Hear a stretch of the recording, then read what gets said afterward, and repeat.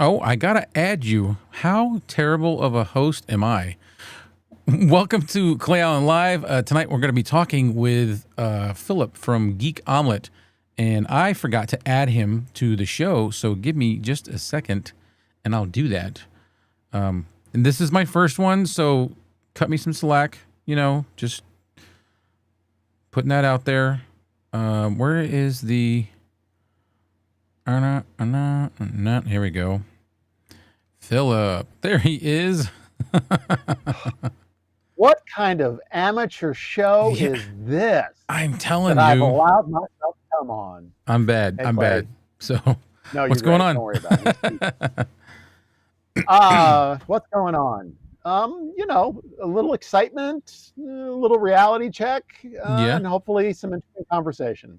yeah, I think so. I've already, like I said, I was trying to answer some of your stuff already earlier, and I was like, we're not even live yet, and I'm already trying to. In my head, I was answering his questions that he has for you guys, anybody that's watching. I'll open up my comments wherever those are, and is this the comments? Oh, I can't wait. Yes. And people going, "Who's that handsome devil?" My word, he's so intelligent and Yeah. smart and interesting. Yeah. And I would say that's Clay. You're on his show. You should know Right. who he is. Yeah. So there's no comments. And being new to this, so there is 3 people watching, right? So if Hey, one three of the people. 3 people watching would be so kind as to leave a comment, then I'll know if my comments are actually being pulled in from YouTube. If not, if I don't see them here, I'm gonna have to open up YouTube on my phone, and then I can see the comments and just verbally answer them. Sound good? Sure. Yeah. I'm gonna Okay. have to deal with comments when I start Yeah. when I start this. Yeah. All right, yeah. Okay. Yep. I hear that YouTube comments are one of the best things about being a creator. That's what Yeah. I hear. It, King it's Paco. uplifting, it's joyous, it's supportive. It can be. It can be, Yeah. but it can also be crucial, and you gotta like I don't know. See, I get really like if somebody criticizes me, sometimes I'm like, but then I've learned to just, instead of being, I'm not gonna be negative. I'm gonna go, hey, thanks Right. for watching, blah blah blah blah blah. Whatever they're saying, I'll try to smooth it out as much as I can. But so King Paco, That's we see him in the chat. Pigtown Sports, how you doing? We're doing good, King Paco. This is Philip. I don't know. Do you know Paco? King Paco? yeah, I think he was on a Oh, he couple of was. podcasts. He Yeah, was learner to so learner. and yeah, Yes. learner to learner. Hi, King So Paco. Thanks for joining. so do me a favor. I know what the answer is going to be for one of us. Let me know how we sound, because we haven't really checked. I mean, we have checked, but there's a reason why I can't match us right now. Because Clay's talking on a state-of-the-art SM7B, and I'm talking on a thing. A thing. So, So why don't we get into the thing. thing? Let's do that. Yeah. So I have been, see this wall of microphones behind me. I'm getting ready to go regularly live on my channel, Geek Omelet. Yeah. And one of the things I'm going to talk about there, because I was noticing there just aren't enough people talking about it, is microphones, right? Yeah. So I figured, go with what you know. And I'm an amateur musician. I used to play live a lot.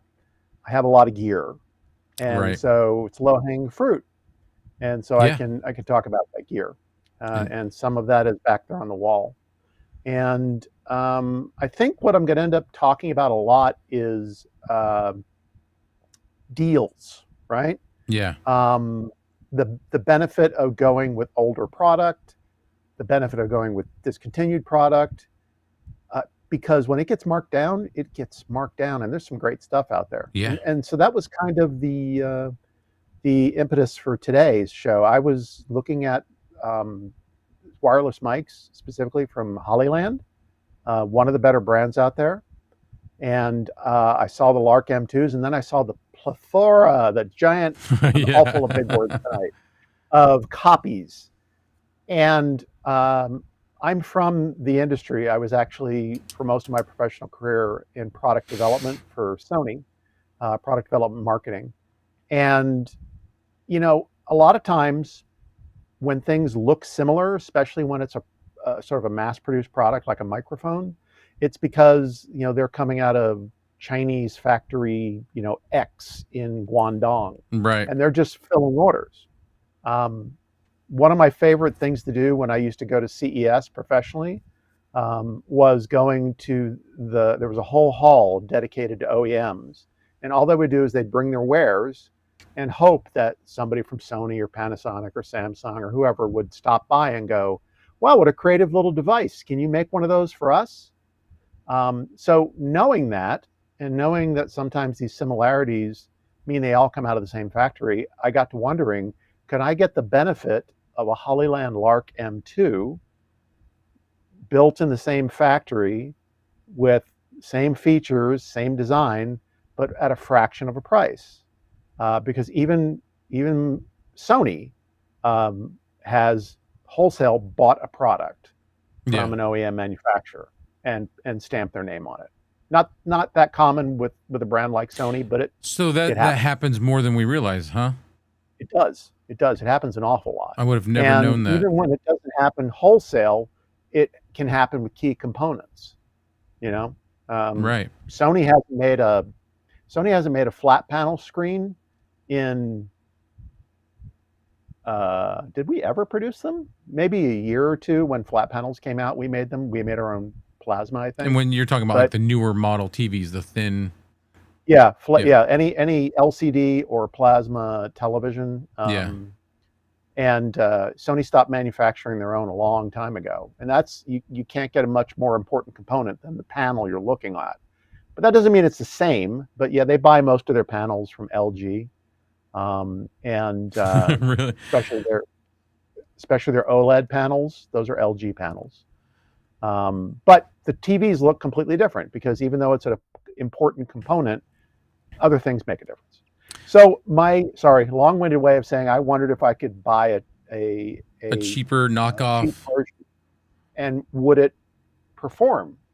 And so I did, and I talked to you about it, and you were like, "Hey, we should do a video." Yeah, I'm like, yeah. "Yeah."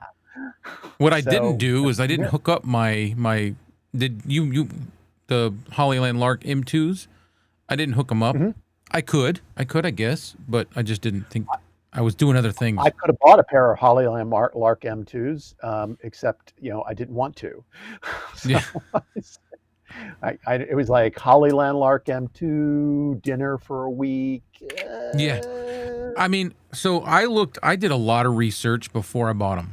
And I mean, I'm Mhm, talking like months because I had some mhm, cheap ones that I was using. I do little things here and there, filming stuff for people, like just nothing big. I'm taking my phone and making videos that come out good. If you know what you're doing, mhm, you can get mhm, by.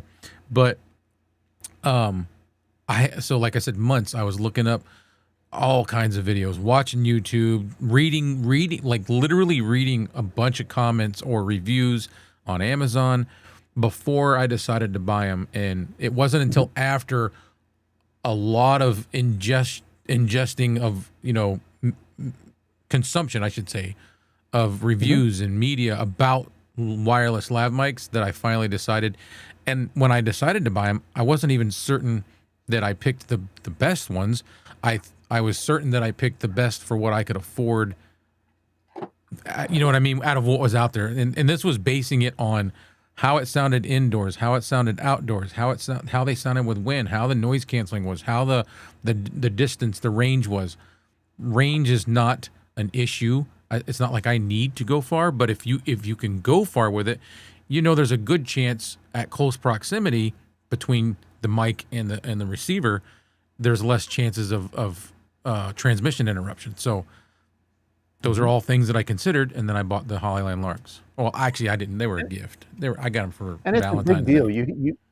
You hear a lot of creators. Tom Buck does this thing, and I think he's right on when he talks about consumer, prosumer, professional, right? Yes, yes, Um, and I agree with a lot of what he says. I mean, but um, when when you're making your living doing this, and I used to do that before I was in the product side of things, working in corporate life. I was in video production, and we did corporate shows. There'd be a giant convention, car convention, and we'd set up the Chevy booth and all their AV and stuff. And the wireless systems that we had at the time, they had to work, and Yeah. they couldn't fail. And so for example, this is one of the few. This is my Sennheiser. This is a cheap wireless receiver, right?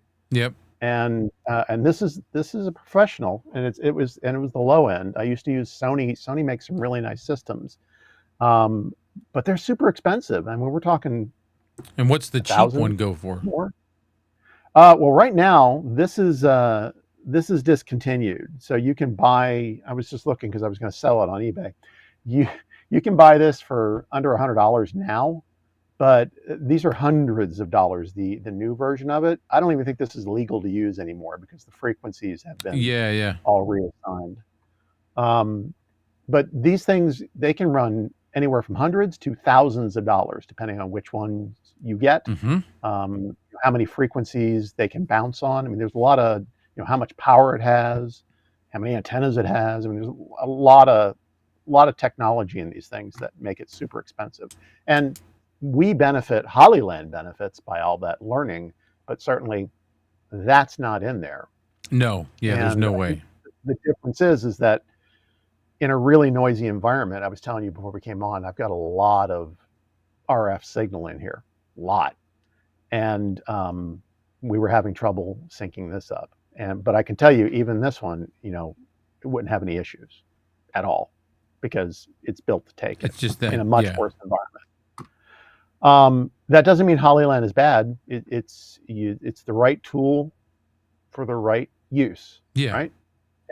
And so I like I said, I want to get a wireless system, and I'm just too cheap to buy the one that I wanted to get, and I'll probably end up getting a Hollyland. But anyway, that's kind of what prompted this. Yeah. So we're talking on one of them. I don't know, King Paco, do I sound okay? Am I cutting in and out? Because I actually can't hear me. So you're not. I can. Yeah, when we were testing before we went live, it was cutting in and out. Ever since you did whatever you did, it's been spot on. Okay. In that respect. I unplugged it from the back of my Mac, and I put in a very long, heavy-duty USB extension cord extender, and I just plugged it into the end. And I got the unit, transmitter and receiver, away from a big source of RF interference. Okay, yeah. That's it. I mean, it's so that's what was going on earlier. Yeah. Yeah. So excitedly, I tried to get a couple that looked like the Hollyland M2, had a similar feature set, similar design, but as cheap as I could get price-wise. So the one I'm talking to you on is a Nualili, and unfortunately, I'm not going to be able to bring up. I've got some pictures, but I don't know which one you're referencing. It's the one, I believe, that's $15.99. I'm going to go on Amazon real quick. You can't see my screen, can you? No. Okay, I just want to make sure. So I did was I didn't load all adult entertainment. So if you see that, that's not me anyway. So the Nualili, that was a joke. So the Nualili, it's the one with it's got the $100, the 100%, and it looks like it's got the wings on it. It's got a red and a blue. Let me see if I can. I'm going to try to pull it up. Okay. But I don't know. I got this one for $9.99. It's $15.99 right now on Amazon, but I got it for $9.99.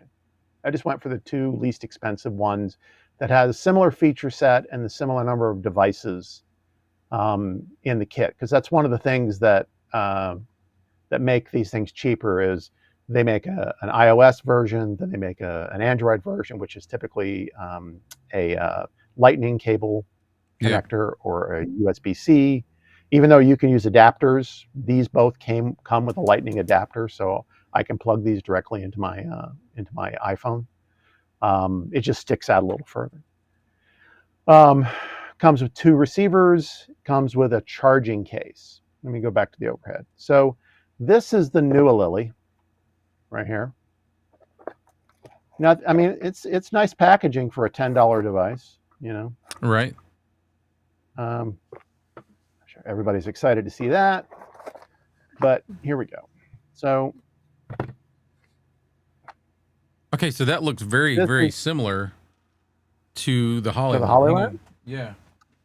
Hang on one second. I'll show you. I don't have pictures of mine. I'm just going to show you. Yeah, like really, similar as far as the case goes. We're just gonna go and show them. Okay, I'm showing mine on the screen. Okay. I think this is an example, though, Clay, of they probably went to a manufacturer that makes a battery case and said, "What do you got?" Holyland doesn't have to build everything, and you know, I mean, Right. why invest in battery manufacture and everything else? It's risky business. It's expensive. You go to factory number 23 in Guangdong. Yeah, yeah. So Yeah, no, you this can keep likely talking. I was came just from the same putting it place. up there. Very, very similar. Yeah. So, and I mean, I looked online, and you know, Holyland claims to be a manufacturer, but I mean, I don't know that they manufacture everything. I don't know. We Right. have to have them on here. I want to say they don't, but you know, I would See, suspect they're like any other. finding out things like this is like one of those disturbing facts, because everybody has confidence when they're buying something. They're like, "Oh, I got a Holyland," but then come to find out, Holyland doesn't actually make this. They just have somebody else make it and put their name on it and blah blah blah blah blah. But I will tell you this: you've got some complaints, correct? Yeah, I do. Okay, I have none really to speak of. None. Okay. And I'm using them outdoors. I'm using them in noisy environments. You know, I'm using them right by the side of the highway at car dealerships, filming general managers and, you know, dealership owners screaming and hollering about prices and all that, you know, and they're not perfect, but they're good enough. Mhm. So, Yeah, I would not trust either of these devices to get me through a client shoot. So I want to be clear about that. The balance here that anybody considering this is am I willing to put up with some glitchiness every now and then? Possibly, because I would imagine I sound pretty good right now, because yeah. when I play back the content, these sound great. The noise, they have noise reduction, just like Holyland does. One click and the Are you noise reduction using it? turns on. No, Okay. no, I didn't need it, but here I can. Okay, so now the noise reduction is on, and testing 1 2 3, testing 1 2 3. Sounds It's very subtle, the but same it's almost. there. Yeah. Well, here, let me do this. All right. I just turned on my fan, so I'm sweating a little less. Okay, Now I I'm can going to hear the stop wind. talking. Okay, now I'm going to turn on the noise reduction, and the noise reduction's on. So I'm still hearing the wind. But oh yeah, you still hear it, but when I was think I testing will, it, yeah. it's cut down. Yeah. And I think that, you know, there are audio engineers rolling over in their grave anytime somebody doing a broadcast actually turns on noise reduction, you know, on the live broadcast. It's like, Yeah. no, because It- then it's baked in. And if Yeah. it screws up, you can't Yeah. do anything about it. No, But, yeah. you know, the reality is I'm going live for most of my content because I don't have time to heavily produce. Anyway, I don't want to imply that because Holyland maybe sources that there's anything wrong with them. No, everybody they're does a great brand. From everything I've heard, they're a fantastic brand. it. Yeah. And this is a practice that's been going on. I was just curious if I could, you know, get a $10 Holyland without paying for a Holyland. Yeah. And I think right now, maybe there is one out there, because I can tell you that even within my own company, when I was launching a new camera, um, literally talking with the factory was almost no different than if another company had come in and talked to the factory. They were like, okay, what do you want it to do? Oh, you want it to have image stabilization. How good do you want the image stabilization to be? Oh, well, if you want it really good, you need to have this processor, this processor, this processor, this processor. But if you want it to come in under $200, well, then you just get this one processor. It won't be as good, but it'll have it, right? Right. I mean, and so Hollyland could very well be looking at an a la carte list and saying, no, we want some redundancy in the receivers and transmitters so they don't fail in a noisy area. We want access to more channels. I don't know the specifics. I don't work for Hollyland, but if it's working better for you and you're using those environments, chances are, yeah, they're paying extra or doing extra, and that's why the microphone's more expensive. Because let's be clear, the manufacturers of this, they're trying to leverage off of Hollyland's success. Right. Look, we look the same. We have the same features. Yeah. But we're so cheap. Well, there's a reason they're so cheap. Or even they're built in the same factory. Okay, but it doesn't mean that they have all the same chips. Right. Same could be different components. Exactly. So, but I mean, again, I can only go by what you say, but when I played back my sample video in this environment, even with all the massive RF interference, this sounds pretty good. Yeah, no, it does. I will tell you that I've tried a few. I've had some like not wired, but like some different types of wireless ones. Movo, the Movo WMX ones. Two different versions of those. One that was like a mobile for your phone version, and one that was like mainly meant for a camera. I've got the Hollylands. I've even got those little tiny, like the little TikTok ones that look like little. I don't know. It's a clip-on. Oh yeah. It's kind of. Yeah. I mean, I think I have them right here. And I used these for a while. The only thing I didn't like about these is they have noise cancellation, and you can't turn it off, and it's very artificial. It's like too heavy. Yeah. But these little guys. Let me see if I can. Oh yeah, yeah. Okay. Yeah, I was going to get a pair of, because you can get those all over the place, and those are pretty much. Yeah, you can get like $5 to $20 depending on where you look and what you, and they work. They work good. Like I said, they've got noise cancellation, but it's like really strong.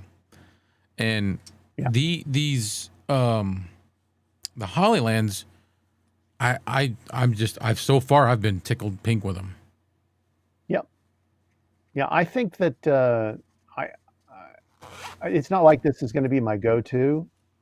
In fact, I'll be honest with the audience. I'm going to send these back because they have enough problems that I don't trust them long term. Yeah. But I have to say, it's impressive for $10. So let me jump back here. So these are the new Lily. You get two transmitters. You get a receiver. You get a PC adapter, which is nothing more than a Type A to Type C female.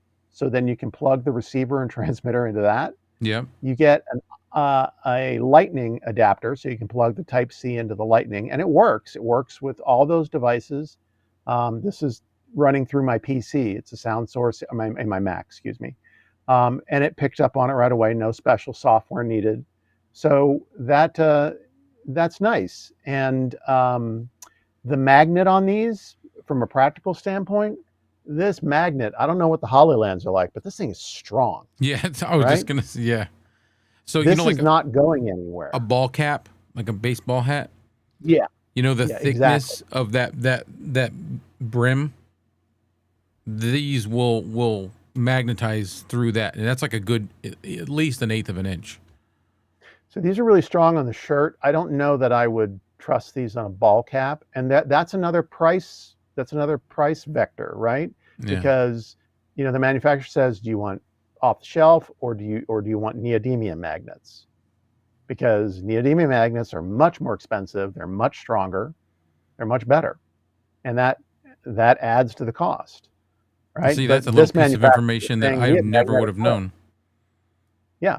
The magnets. Yes, the quality of the magnet. There are, like in everything, there are better performing ones, Hmm. and they cost more. So yeah. Also, too, on these brands like this, they may say they have, I don't know, 30 hours or whatever operation time. Most of the time, that's way, way, way overestimated. You know, in the most Yeah. perfect Yeah. situation. So I honestly don't know how long these are going to last. I didn't do a time test, and for $10, I'm not going to waste the time to figure it out. Let somebody in the audience go buy them for $10 Yeah. and you know, And test join it the for you. conversation. That's Yeah. one of the fun things about this stuff. You know, is that it's experimenting, playing around. But again, $10. Oh, and they come with clips too. The Oh, like it's got a magnetically magnet attached. clip. Yeah, that's what these have. Yeah. So not only do they come with just the ability to where to go? Sorry. Oops, must be the other one I'm looking at. This one has the clip on the back of the magnet. The other one, this particular brand, this guy. Oh, that looks even closer to the Hollyline, doesn't it? Yes. Yeah. Yes. Like really close. But So you know what? yeah, Does the dongle fit inside the case? yes. See, that's one thing that I don't like about the Hollyland. It's very minor, but you can't put the dongle inside the case. There is nowhere to put it in there. So you're left with a case with two mics. Now, so the dongle that does fit in here is the one for a camera. See it with the two Well, lights on that's it? pretty common. Yeah, even this company they make the Android, they make the iOS, and then they make the camera, and Yeah. it's just a different receiver. I think I if this don't. one was made with just if it came with just that dongle for the phone, then they would have been able to get it in here. Yeah, but you know the interesting thing is that you can't get the adapter for. Did I pull it out here? Okay. Sorry, I'm being a very bad technology guy. I keep closing up. Know Your Joe, we're talking about wireless lavs, kind of a comparison between the Hollyland Lark M2 and a couple of knockoff brands that Philip found. These ones here look really, really close to the Hollyland Lark M2s.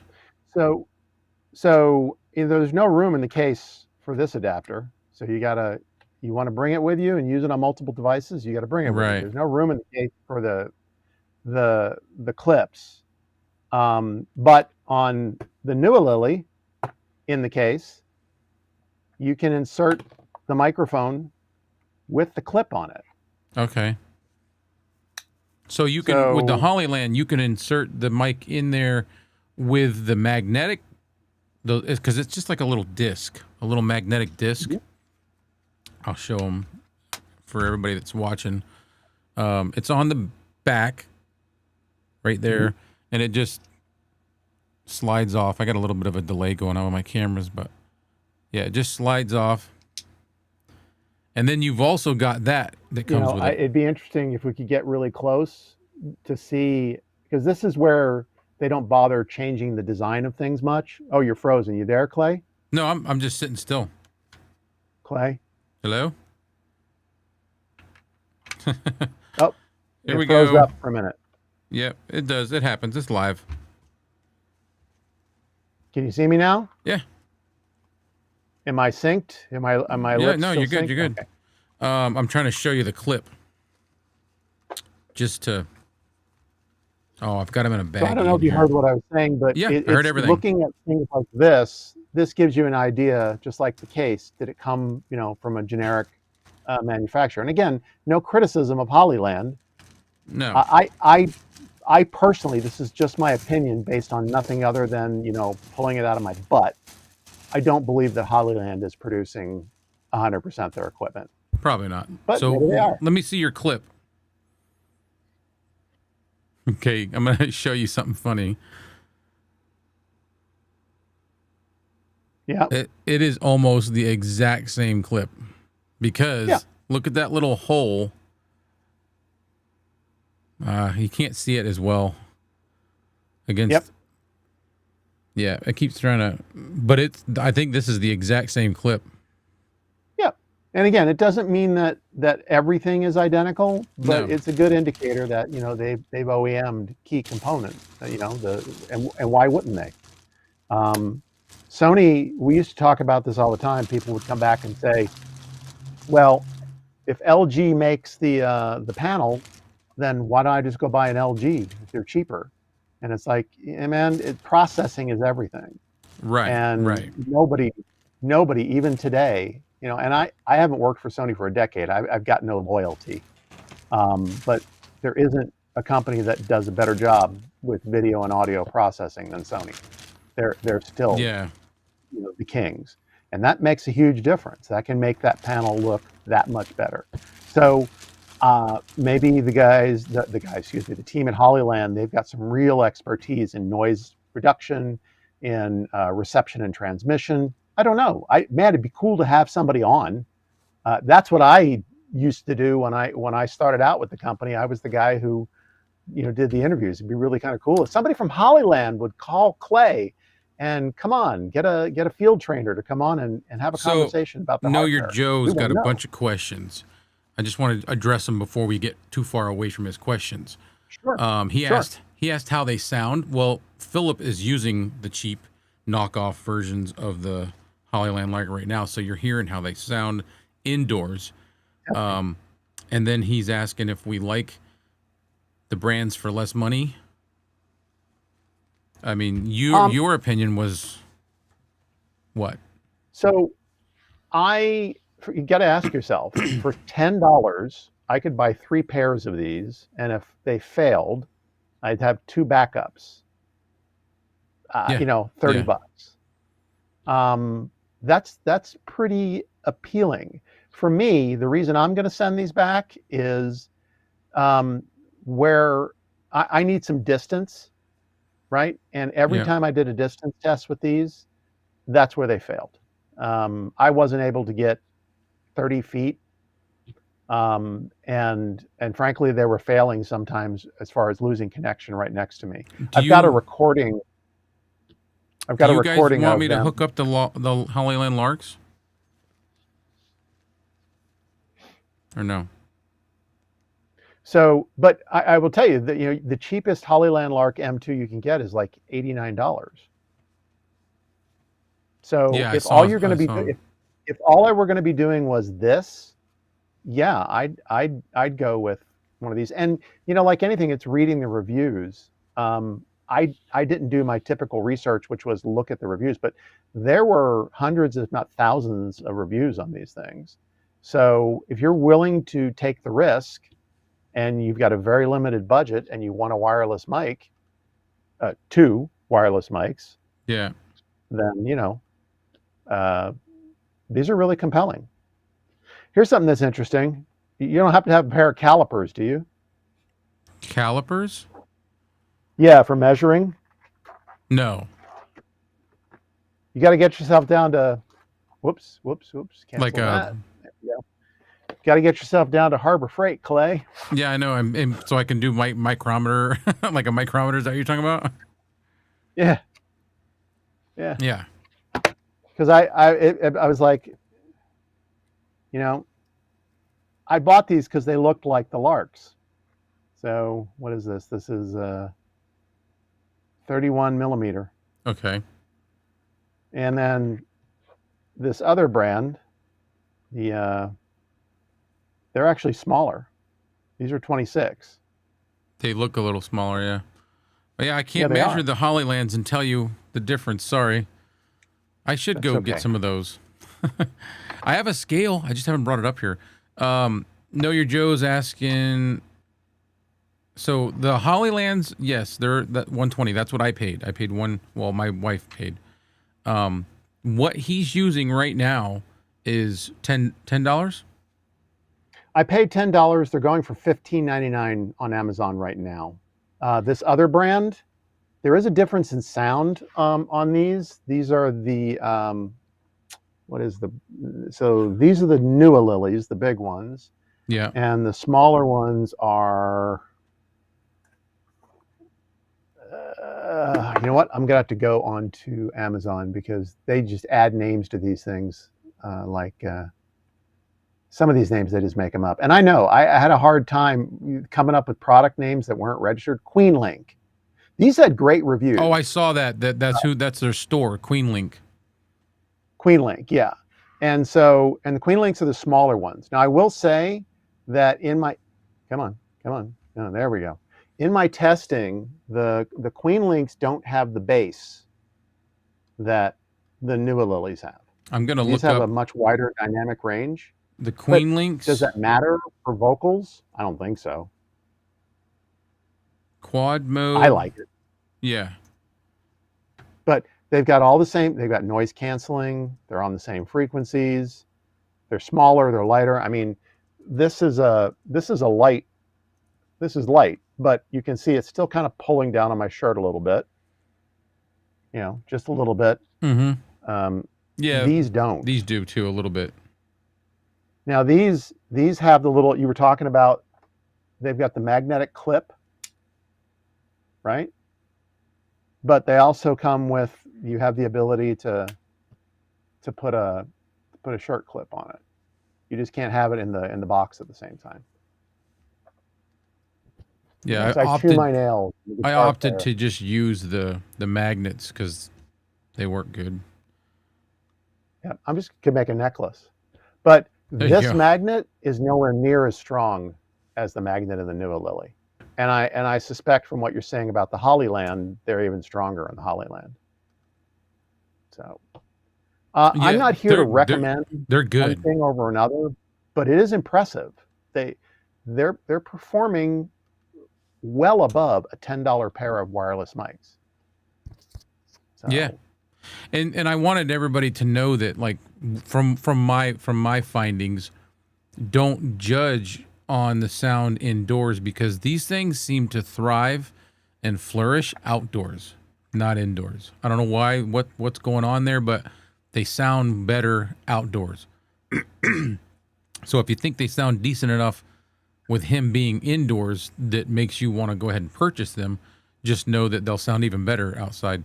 And when I say even better, you're going to hear all the outside noises, you know, feel like your background sounds. And I'll tell you what I'll do, Clay. I'll promise our audience, I'll go test these outside again and I'll capture some audio and I'll get that to you.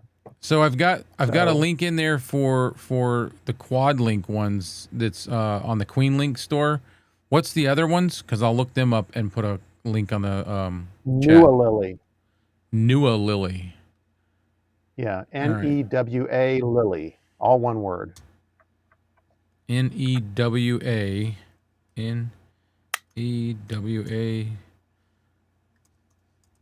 like Lilly. Oh, that's a good question. It is no, New Lily. And is it just Nua Lily wireless? I'm just gonna put wireless lav mic because I don't see everything on there. Made in the People's Republic of China. Aha. Shocking. So where are we at? You know, I tell you, one of the things that's nice about the Nua Lily is you've got a visual indicator of how much time is left on the battery. Yeah, I thought that was kind of cool. And on the other brand, on the Queen's Link, you just got 4 dots. This is not a screen. That's all you have on the Larks is just the 4 dots. I have not found it yet. Yeah. Why? I thought it would come right up, but it didn't. Oh, wait a minute. This is it right here. Nua Lily. I got it. $15.99. Yeah, this says they've got 40-hour battery life. I doubt that. But, I mean, it's the same case. Probably not. It's being used all over the place. So. There you go, Joe. Bill, I mean, your 2 links are up. Okay. For the quad mode and the Nua Lilies, right? Yeah. Quad? No, I thought it was Queen Link. It is, but they call it, when you look it up, it says quad mode wireless lavalier mic. Oh, okay. Yeah, go figure. So, how long have we been talking here, and they haven't cut out? So Yeah, that alone is which ones do you think sound better? Somebody's asking. the Queen Link, the quad mode. Okay, so the first link that I put up, he thinks those ones sound better. Yeah. If you want, if you want to risk it, I'm happy to unplug the quad modes which are on, and I might have to log out and log back in because when I unplugged before, my audio went out of sync. But if you don't mind putting up with that, Clay, I'm happy to No, I don't care.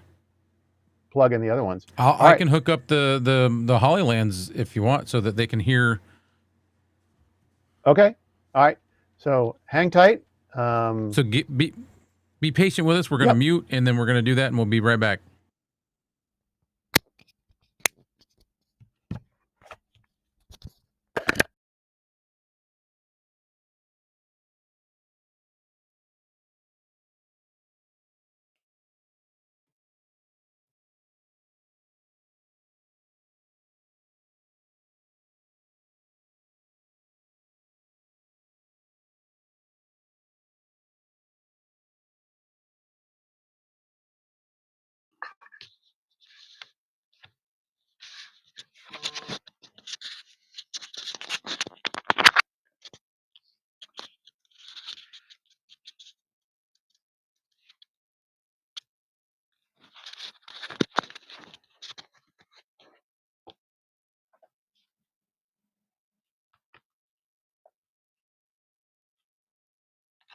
Testing 1 2.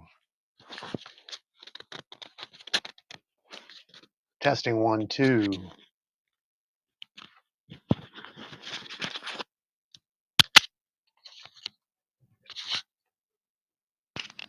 Testing 1 2. Testing 1 1 2 1 2.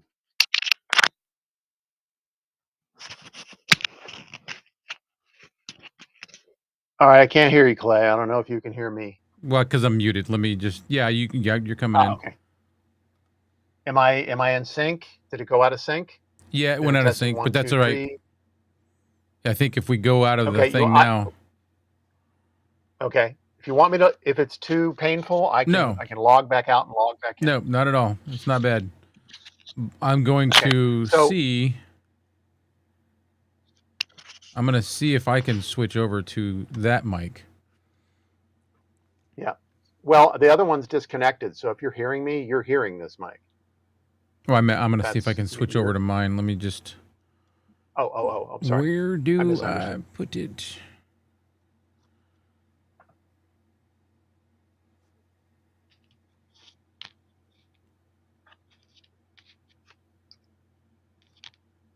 Oh, okay. Here we go.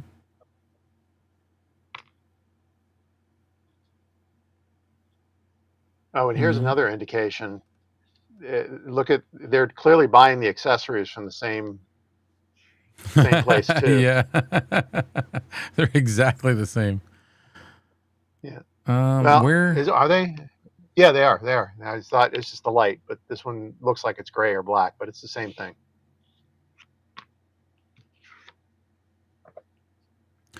And again, that's no criticism. I'm gonna try Hollyland. I'm gonna try to do this, but my only problem is I don't see it showing up other than MacBook Pro microphone. But I think because I'm plugged into the computer, it's going to show as that. I think maybe not. Yeah, mine just comes up in. I have to turn it on. I have to go into settings and then select it as my input. So this one just says USB audio 1.0. That's what the receivers both come up as. Yeah. I don't know if Hollyland. There's another cost. Hollyland may pay to have some coding put in so it shows up as the Hollyland Lark M2. So I'm gonna try to switch over to it. I found it in the settings in my computer. It's probably gonna cut this off. Just so you know, when I choose that, it's gonna cut off the Rode. Okay. I think. Can you hear me? Yeah, I can still hear you. The You sound good. same? Okay. Now I just Yeah, will you go sound. over here. Oh, see, I don't see it. I don't see it inside of Ecamm. I don't see it showing up. Yeah, I think you have to log out and log back in Ecamm. My receiver is the same name as the two receivers are named the same, Yep. so I don't think Ecamm is having a conflict. All right. But if the Hollyland receiver I won't be able to log out because if I do that, then it shuts down the and show. the stream ends, Yeah. yeah. But I can see Well, it that's picking up okay. in my computer. I just don't see an option for it. Let me just check one more thing. Well, maybe it's enough that, like, I'm going to do a distance test with these two. Maybe you can just do a brief 10-second, hey, this is Clay, whatever, and then after the videos go live, just put a link to it. I don't know. Is Yeah, that possible? yeah, I can probably do that. But So, yeah, it's not showing up. At least I could try choosing MacBook Pro microphone, but it's probably going to be my actual microphone on my Mac. it is. So Yeah. okay. Oh well, I don't get it. Sorry. You know what though? I suspect they are going to sound similar. I mean, can you hear a difference? I could when I played back. This is So definitely, I think, yes, I it's, hear a difference between that one and the first one. yeah, it's definitely more mid and highs and Yes. less. I mean, let's be honest. There's not a lot of bass on any of these. No. It's a tiny microphone. But this has got way Um, more mids than the other. yes, and I suspect that's just from a practical standpoint. They wanted to make this thing smaller, and so they had to go with a smaller microphone capsule. And that, or maybe, hey, maybe the folks at Queen whatever, this company, they were like, hey, we wanted to focus on the mid Queen range Link. because that's where your voice is at. Who knows? My dog I'll is give them the going benefit of the crazy doubt. outside the room right now.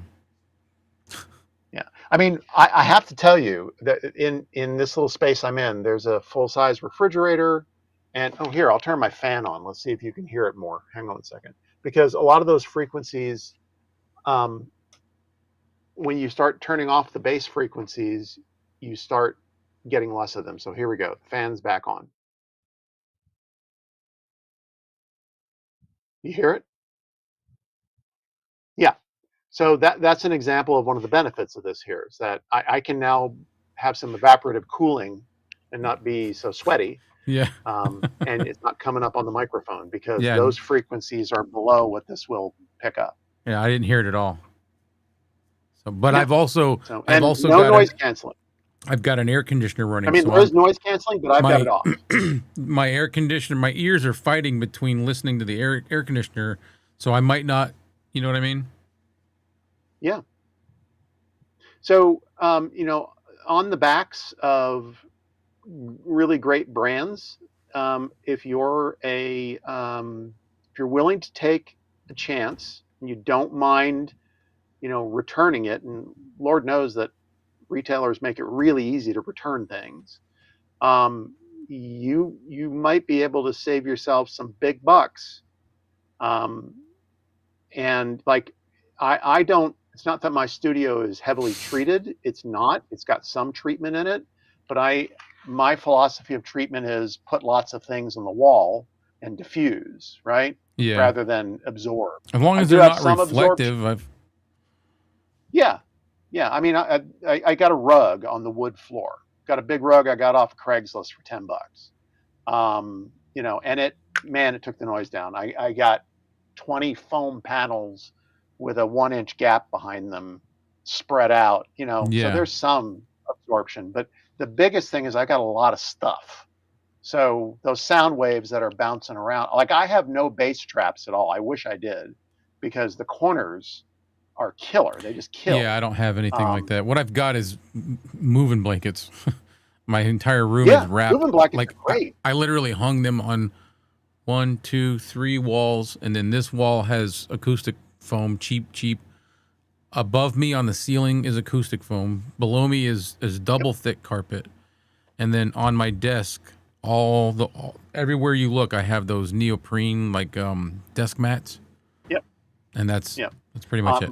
My $10 shag rug has I was only willing to do a layer of 3 moving blankets under it because then it became a trip hazard. Yeah, And I didn't want to kill myself, have my family find me because I tipped over into my keyboard and smashed broken my neck. head. Yeah, yeah. Yeah. So, but moving blankets are a great Well, solution. and I got them at Harbor Freight for like Yeah. at the time they were $11 and change, or I think they're $13 now. But they're the bigger, the larger ones with the grommets on one side. Mhm. So I was able to hang them like curtains, Yep. and they Here's a little tip for the audience if they're looking for sound dampening. When somebody pays a moving company to move them, blankets are part of the charge, right? keep And them. they don't take those blankets back when the truck arrives wherever it's going, unless you tell them to. My I had my parents living with me for a while, and when we moved them out here, um, I just kept a box of those moving blankets because I knew someday and there we go. I haven't even scratched the surface for how many I've used, just a small So number, but they're wonderful. Know Your Joe is like he watches a lot of me and Kevin's lives. He said, "Wow, the $10 ones do sound significantly better," because he went back and listened and then came back. Mhm. And then he's Mhm. saying he's wanting to know what problems you're having with them that makes you want to return them for $10. So the only problem that I've been having is, and it's going to be different for everybody. I have a lot of RF interference, radio frequency interference in my space. I just got a lot of gadgets. Yeah, yeah, Um, And so what I was finding when I was doing testing, I have a recording of it. I'll send it to you. We can post that too. There was just this little squelch that would appear randomly, especially yeah. when I was changing modes on the device, going into noise canceling and out. Sometimes it would just distort. It didn't happen that often, but it happened.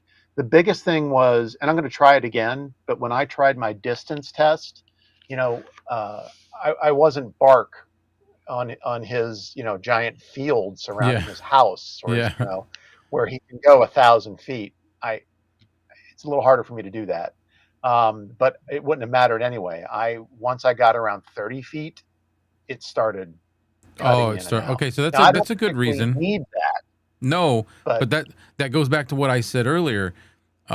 One of the things that I liked about the Hollyland Larks was that they had good distance, not the best. And then I said, I don't need the distance, but what that tells me is that in close proximity, if there's things interfering that transmission, they're probably going to do pretty good as long as you stay really relatively close, like you should be.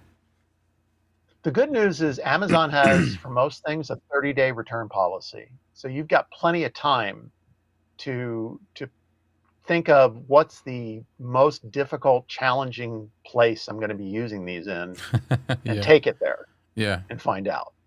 You like I said, you have to be willing, right? I mean, even the Hollyland Larks are not going to work everywhere. right. No, Like there's I going to said, be the limitations.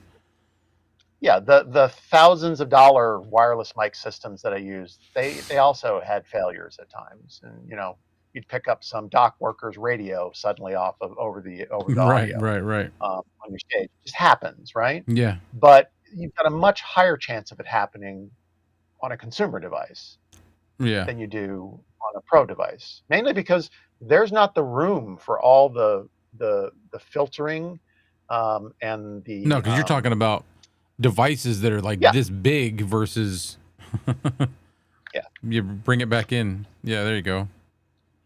There's a lot of room. I think people would be shocked.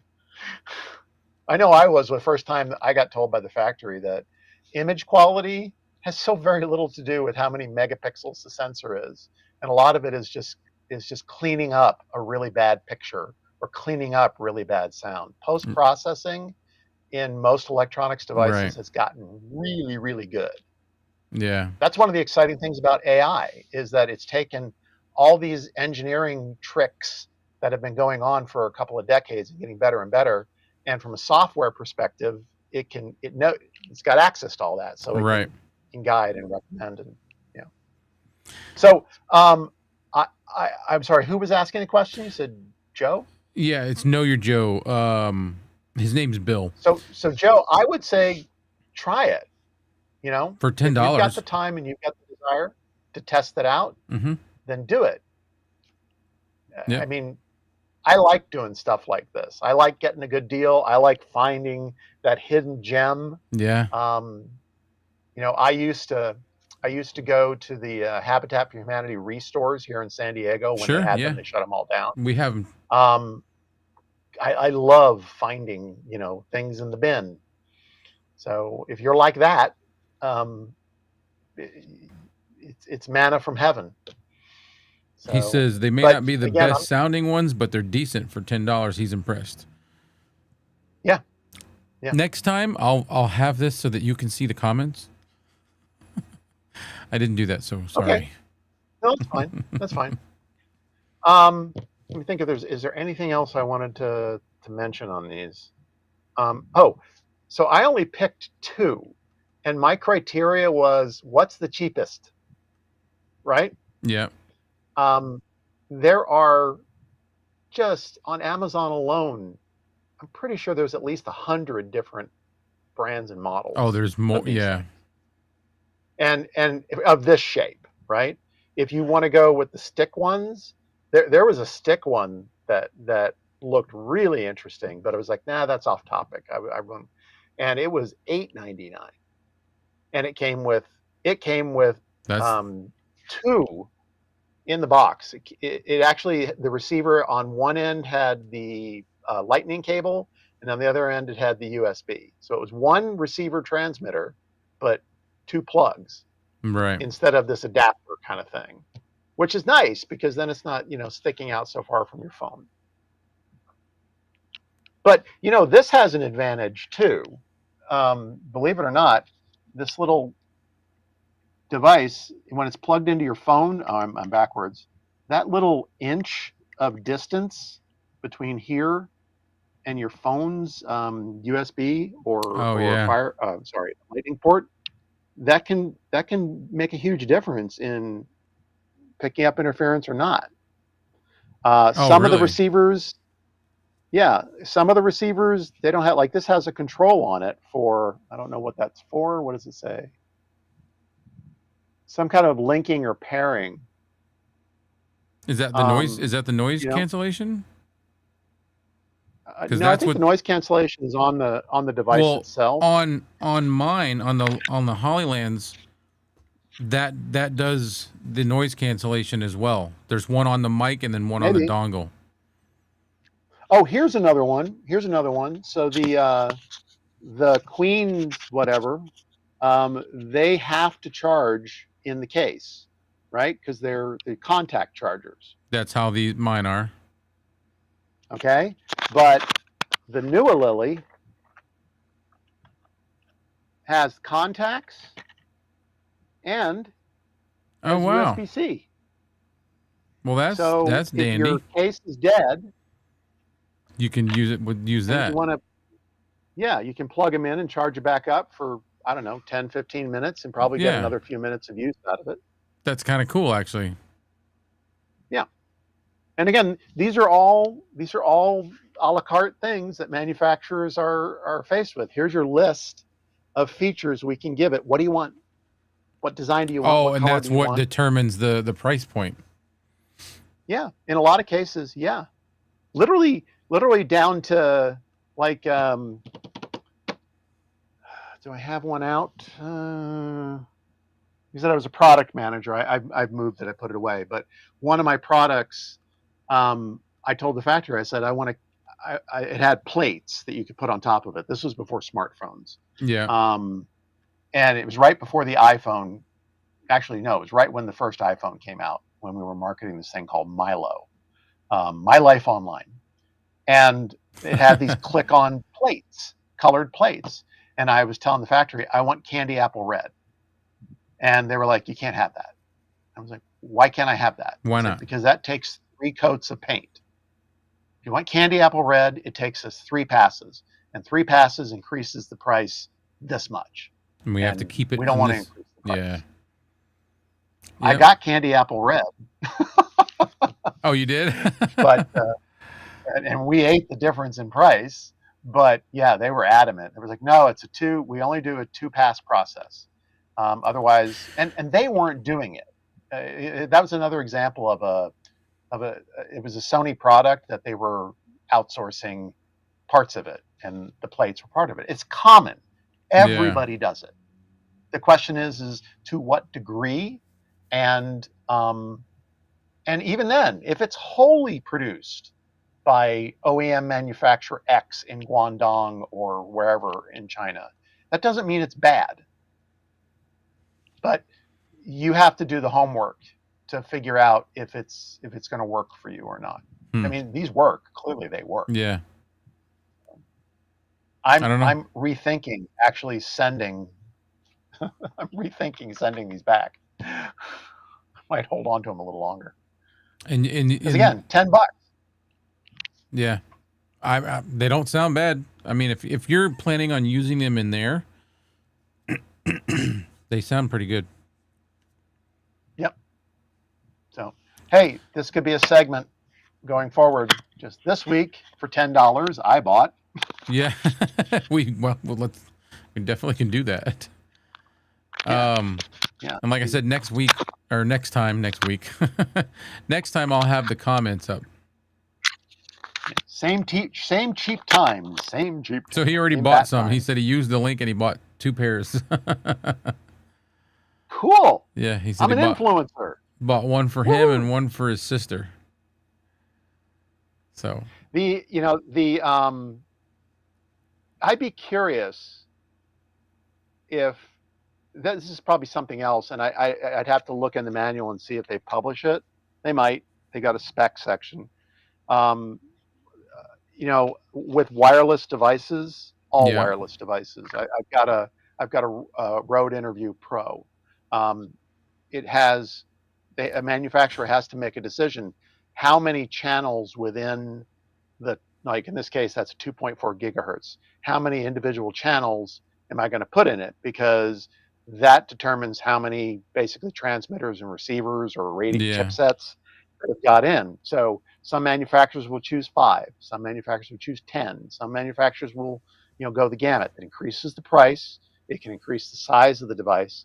It can increase the risk of interference, and they have to do extra work to keep, overlapping frequencies from interfering. And brands like Rode are making the investment to make sure that before it leaves the factory, they put it through the ringer.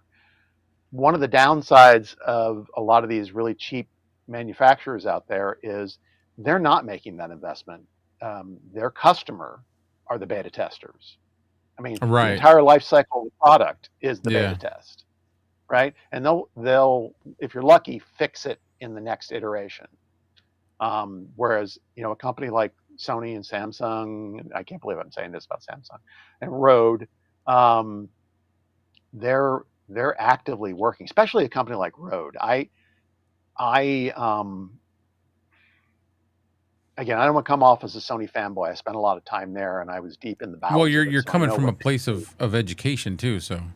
Yeah, I know what they do to make their products, to make sure their products perform, and how much it upsets those teams when something, because they had dogs come out, believe me, that we had failures.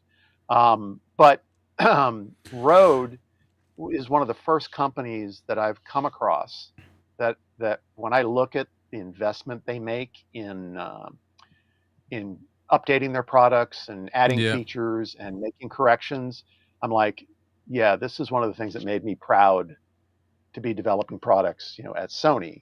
I got to imagine those folks at Rode share very similar values when it comes to making sure the products work, and if it doesn't, fixing it.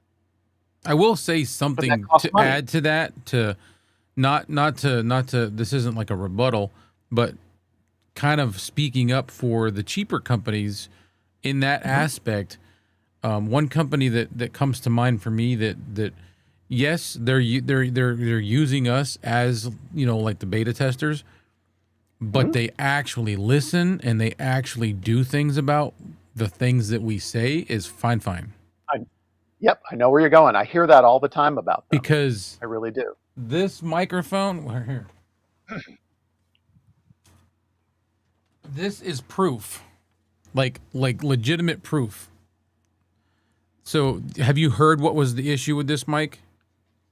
Okay, you can see it. The locking nuts and Yeah, then the these distance of the capsule. these nuts are as tight as you can't get them any tighter. I got a good grip, about 125 pounds per square inch, and okay, this one, yeah, it's fairly tight. Like, it's so strong it will even hold the you know what I mean? And my point being is that they actually listen. We were all saying, "Oh, it's a great little mic, but this is awful." Like, even your XLR cable would make it, and they fixed it. So that's I just wanted to say that some of the smaller companies listen. Hats off to the folks at Fine for doing that. Because I've sat in those meetings, I can only imagine after they shipped the product and they started getting calls about the screws not tightening down, the meetings they were in going, okay, do we apologize? Do we refund? Do we fix it? How much What do we do? Cost? I suspect, because it's always a balance, and again, this is not a criticism, it's just a reality. Especially in the world of microphones. Microphones don't typically come out with brand new models every year. Now, I know with this increase in Chinese manufacturers trying to up their profile and break into a very established market, coming out with products every year is a good methodology because you're always being seen as refreshing. Whereas, established companies like Shure, how many years have they been producing the SM58? 65, I think this came in, or 62, and it is still the standard. They have no incentive other than to change this. It's still I believe their most popular microphone, and they're making money hand over foot. No new molds, no new components. They've worked out all the kinks. But they did all of that work, like you were saying before. Yeah. Before it even came out. So if I were Fine, I'd want to keep the AM8 as long as I could, at least a couple of seasons, because if just the cost of new molds, oh my God, it's so expensive, right? It's crazy. King Paco he's reminding us all. He fixed himself the AM8. He put extra. I don't know what he did, but I would imagine if you put in like a couple extra washers, you're probably good, so that the screw doesn't bottom out. But still, Paco, point being is that they listened. They didn't just ignore it and let it pass. But I didn't mean to cut you. Sorry, go ahead. No, you're good. It's one of the things about all the fake, and we'll talk about this another time. We started talking about this the other night when we were chatting, but like all the fake SM7Bs out there, one of the ways you could tell for many, many, many years that you had a fake was that they could not lock down the grommets. No matter how hard you tightened it, it quickly came loose. So, now they've fixed it on the fake SM7Bs. But there's so many of those older ones out there. So, you know what? I'm not saying that the fines are fake. Let's make that the next thing we talk about, because I've got this and you've got that. So, yeah, I've actually got I've got an SM7DB too, a fake one of those as well. Okay, yeah, I don't have one of those to compare, but sure. It's the same. I mean, it's just got the cloud lifter built in. Yeah, that's all it is. Everything's the same. But I know what I was going to say. So the distance, though, it always surprised me that Fine had the capsule up against the end in a design that, let's be honest, they're all nods. All microphones are homages or nods to a very limited number of microphones, right? Right, Um, right, Almost everything imitates the U87 or U67 or U47 but the AM8 and the K688 and those are nods to the SM7B. And right. one of the benefits, and Shure talks about it out front, one of the reasons that mic doesn't get plosives is they're basically forcing people to keep their mouth away from the capsule by putting 3 inches of I know distance it's in the goes end of the forever. basket. I know. Yeah, And they did it. that is an example of Shure going, well, we're not going to give them a choice.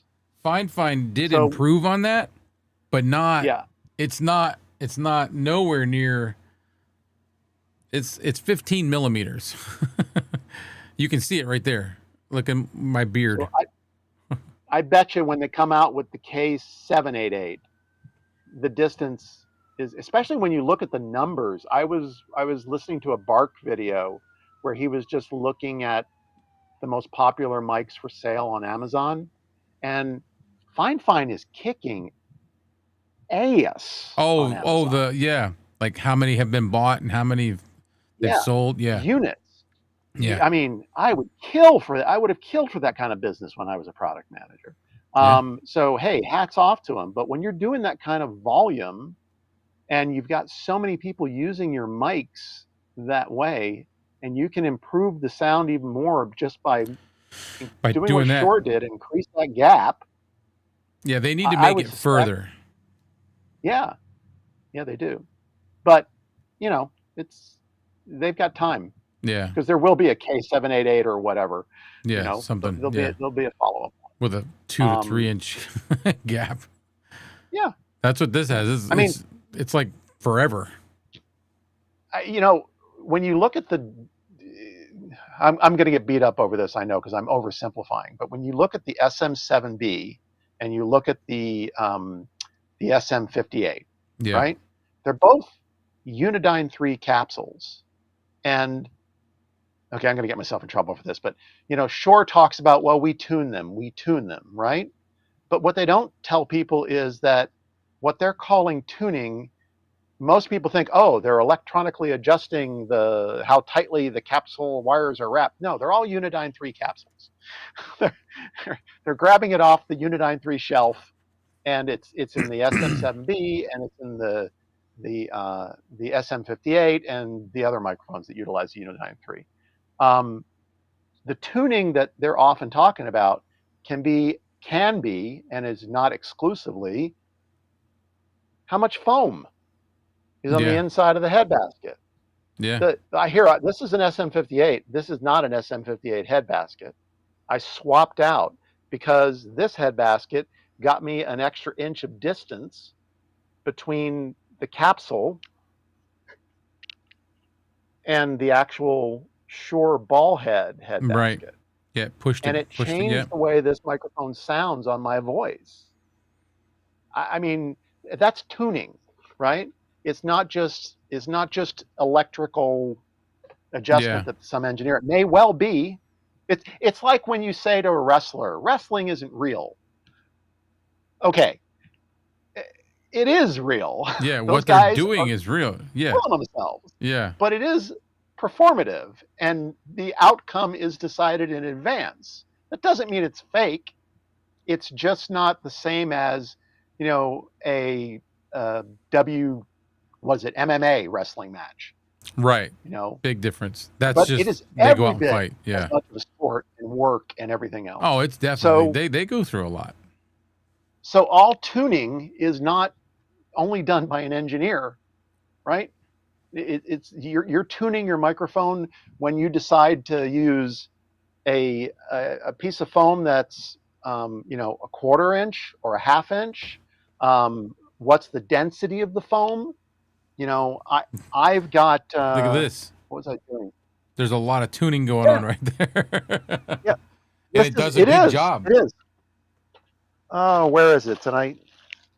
Oh, well, no. Okay. So SM7Bs come with two different pieces of foam, right? They come with the kind of standard one. This is a colored one, Yeah. and then they come with that big honker, right? Yes. So I had that on a particularly noisy mic today that I was testing out. I was playing with. Oh, here it is. Here it is. I was playing with my Audio Technica AT2020. This is a classic, right? This is a cheap microphone. It's Yeah. a small diaphragm condenser microphone. But you know, you hear this like Billie Eilish, her first album, she recorded on this Oh because wow. you can make almost any microphone sound good. And you look at all the processing that her brother does in the production and the mixing. Even her voice, it's all whispery and everything. So, but my point is that I had that big giant honking thing on the end of this, and it was still popping plosives because the capsule is super sensitive, and I was Oh talking directly into it. Okay, yeah. but this is a Lex Mofi capsule that is a third as thick That's what that blue as one that is, Lex honker Mofi. that comes. Yeah, you put this on here, and the plosives went away. I tuned it. You know? Yeah. So, I so when they tuned it. talk about it's tuned differently, there's marketing speak, there's engineering, and then there's reality. One of my favorite things to do is whenever a package comes in and it's got foam, I grab the foam and it goes into my foam box I have the because same thing. It's in. we park our shuttlecrafts in the same bay, to Yeah. quote Robert Meyer Burnett. This is only a quarter of an inch thick. Okay, this particular piece of foam provides better plosive protection than this $16 Lex Mofi does. Just does a better job. And this came out of a piece of packaging, So see, for if you're using electronics. an in-address microphone, take the windscreen off, cut a little piece of that, and stick it right in the end of that thing, and then put it back on. That's what I've Oh, done. here. So we're getting way off topic, but Yes, we before are. the tariffs came in, I love AliExpress, right? But now pricing is just I can't, it's too inconsistent, and I don't have the extra money to get hit with a last minute $20 or whatever, depending on who delivers it. So I don't do a lot of parts and pieces purchasing from AliExpress anymore. But this is a fish tank filter that I paid 39 cents for. And I have it is a knockoff. It is a fake Samson pair of the CO2s that I got for $29 a pair on AliExpress. I bought them knowing they were fake. It's for that conversation Yeah. we're going to have, right? They're terrible microphones. They are one of the worst small diaphragm condenser microphones I've ever used. They're noisy, they're plosive crazy. Put this on it, and it tames those plosive. It's a fish tank filter. This material comes in 3 different densities based on color. The yellow ones redirect most of that air before it gets anywhere near the capsule, but it still lets your voice through. How I do you love, how do I you get love that this on a kind of stuff. microphone? There's got a hole in the end here. I know, but it's a little It's tiny. well, it depends on the microphone. On It'll that small stretch. pencil condenser, Oh, okay, okay, I okay. I Yeah, yeah. actually I actually that's one of the things that I'll do. I'll take a little piece of this and put it in there to thicken it up if the microphone's super thin, Okay. so it'll Yep. kind of close, and then Yep. I can lock it in there. Here's another thing that I did. We're getting into my sickness. Yeah. So you can mix foams. So these are clown nose Yeah. things, little magic balls, Yeah. right? Yeah. But they're just foam, and there are different densities of foam. And what I found was when I pulled the center core out and I put 2 of these in, again, I changed the tuning, and it really made a difference on my cheap microphones in killing those plosives. And once you kill the plosives, then you're just dealing with the limitations of the capsule, Right. if they're there. You can get, this is another pet peeve of mine. It's like there are some really quiet mics out there. The Rode NT1, very quiet. The Lewitt LCT 440 series and up, very quiet. Probably some of the most quiet microphones as far as the noise the electronics generates is very low. It's around, I think the Lewitts are 4 dB and lower, very quiet. But and so you start playing the number. The reality is that most of the audio content that's been recorded, even the Neumann U87 AI, that it's a $3,000+ microphone. It's not as quiet as that Lewitt, right? But that's okay, because the noise that it generates adds to its character. It's what people listen to recordings on, and they go, I like the way that sounds. It's as much as how clear it is and its range as it is how much and what type of noise are they introducing into the chain, right? That's what makes it unique. So it's not a given that if you buy a quiet mic, then that's going to solve all your problems and you're going to sound like, No, insert there's more factors that come into singer. play. Mic technique. Yeah. You know. Yeah. I just love, you're hacking it is all you're doing. You're just hacking I did hacking some your of that microphone. hacking that I you love it. talk about with this. This is one of my favorite mics for doing like voiceover stuff or like things that I want to be real intimate. What's that? You know, you're looking really close. I'm waiting for you to. It's an NT3. Is that the blue?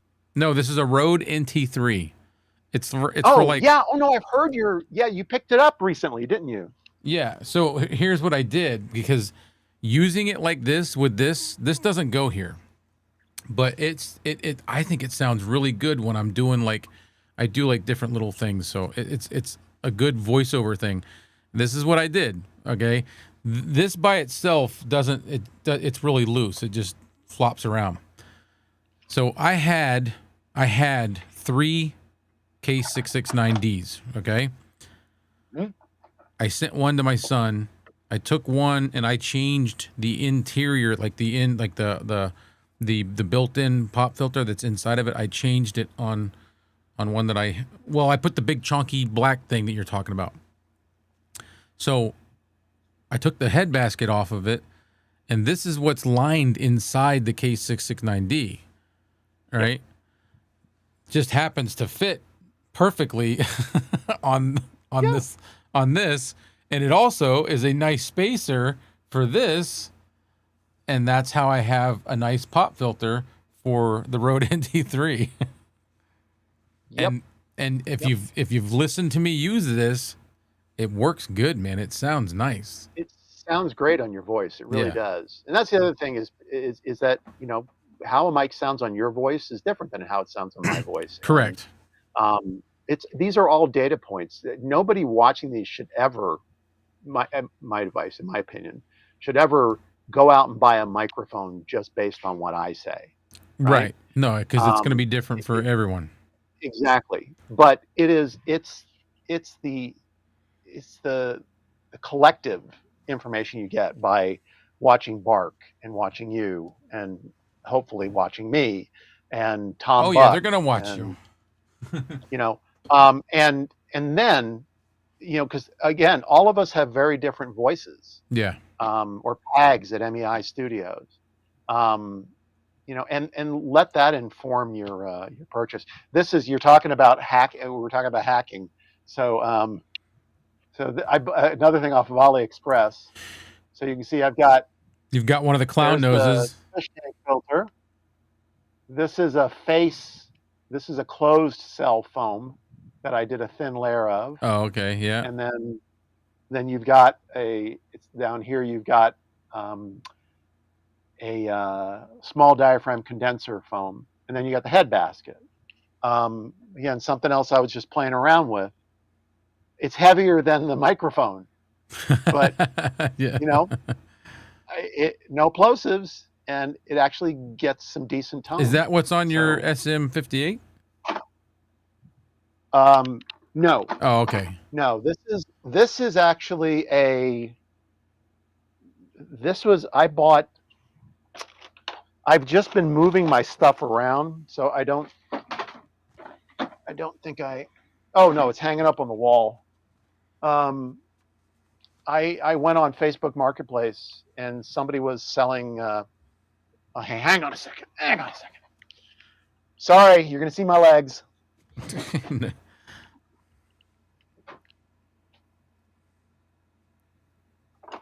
Whoop, whoop, whoop, whoop, whoop, whoop, whoop.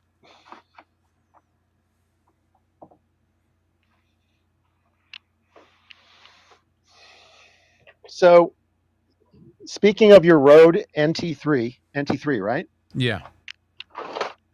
Okay, so that is based on the NT3.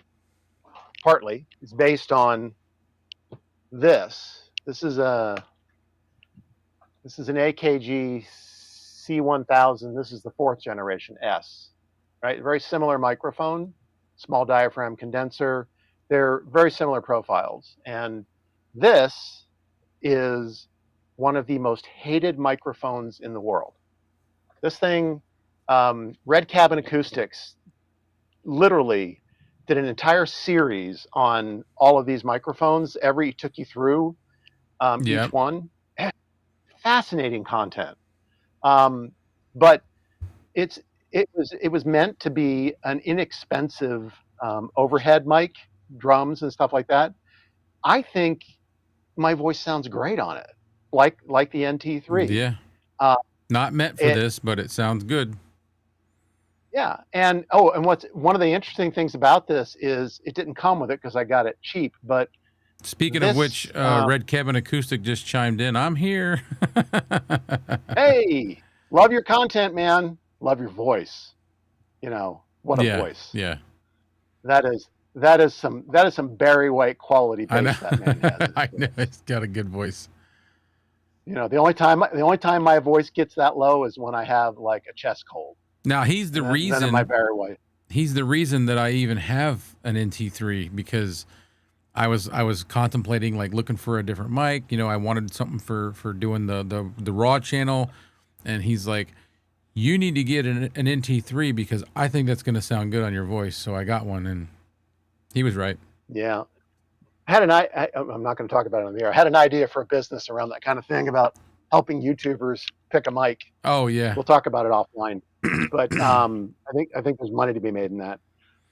However, so you asked that head basket. So I was on Facebook Marketplace, and somebody a town over was selling 2 of these. This is Anam. It's a karaoke mic. It's actually built surprisingly well.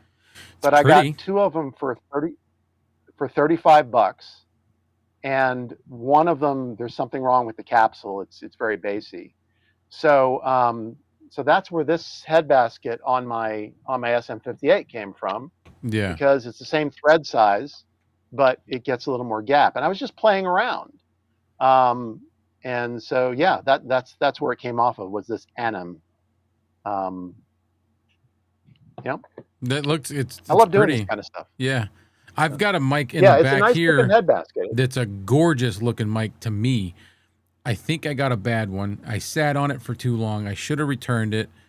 I never did a review on it because it's got such a horrible noise in it that I can't even stand using it. But it's so pretty. Which one? It's a Pro AR. Oh yeah. Oh, that's okay. So Pro AR, P-Roar. That is a Bifaley company. I just love the color of this grill. I was like, man, that is so pretty, but I can't use it on anything else. It doesn't really come off, I don't think. But it's just, doesn't it look good, or is that just me that thinks that? No, it looks great, and that's a nice color. Yeah, you should look. It's interesting. It just sounds horrible. I never even did a review on it. Yeah. So I forget the name of the mother company, but P-Roar or Pro Air or God knows. I call it Pro AR. I don't know what it is. Going. Yeah. Yeah, I don't either. And I meant to ask the rep I was talking with, I was chatting with, but I have on the back wall here. Well, I told you the story about I bought a microphone from Bark, Yeah. um, and it was an end address condenser by Faley, and it was broken in shipment. The capsule got damaged, and he's a sweetheart. He refunded me, and he was like, "Yeah, keep the microphone. It's not worth shipping it back." So I'm gonna use it as a build, and I'll make sure that I mention him. But he's a great guy. But because of the P-Roar C414, and you can also get it under the Bifaley brand, and all the really positive reviews it got. It's basically just sort of a knockoff of the AKG C414. Oh, all right. I got one. The bottom line is, when I start doing these reviews, I've got 5 Bifaleys back here, and one of them is my favorite condenser I've ever used, the V90, V95. It's unbelievable. Not Yeah. perfect, but they did a really good job. And they're in Guangdong, China, where all the largest number of Chinese mic manufacturers are located.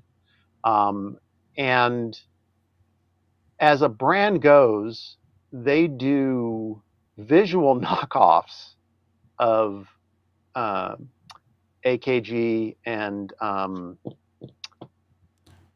U87s, Neumanns, right? But what they don't do is they don't sell them and package them as Neumanns or AKGs. They're their own branding. So would I prefer they just do unique designs? I would. I really would. And maybe they'll go there someday. But at least they're not counterfeiting. Right. I mean, I don't know for a fact that they're not. I hope they're not. It's hard to tell because, these factories that make these things, they've got to make their money to stay open. So, they have their own house brands that they produce. Who knows what else is coming out of those factories? I don't have any evidence that they're doing it, but that's my pet peeve, is counterfeiting. I think it's ruining the market for buyers, right? With Yeah. all this fake crap out there. Yeah, because a person will form an opinion based on something that doesn't perform the way it's supposed to. So. Right. And it's also destroying the ability for new users to get their hands on a good deal. I mean, look, this is a Shure. I'm not wearing my glasses. I think it's the SM63. This is a discontinued mic. Shure doesn't. I don't want to touch the receiver because I don't want to screw up my microphone. They don't particularly make this anymore, right? They make an ENG version of it that's like 6 inches longer, and it's a reporter microphone. Nothing is different about it. It's the exact same mic, just has a longer handle. A longer Even handle, if it's yeah. the same model number, they just put an L at the end of it because they already had the molds, they're already making it. They're like, we're going to discontinue this because this was meant to be a microphone used at a podium type thing in a business, right? And they stopped making it. Is that a plastic head basket? Selling. Yeah, it is. It is. I think that they were trying to, or it's plastic wrapped. I think it's wire mesh, but then they dipped it. Oh yeah, it's neat. It's got a very unique look. It's rigid. Now the foam rotted in it. I got a pair of these, and it's an omnidirectional microphone, so it's perfect for ENG, for reporting, because most reporting microphones are not cardioid. Right. But the capsule, it's not a Unidyne 3. Sorry if I'm getting way off topic here. It's about a half size capsule, and a shockingly good sounding microphone. But they don't make it anymore. I've got this, and then I have the 62, I think, which is the cardioid version of it. I love it. It looks silly in my hands. Yeah, because it's small. Like a kid microphone. You probably got big hands, though. Yeah. Well, I'm 6'6". So I know, that's what I was thinking. I'm like, he's probably got large.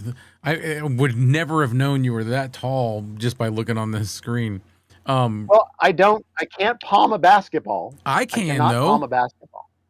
There you go. But I think There it's you go. just the strength. It's not the size of the hand.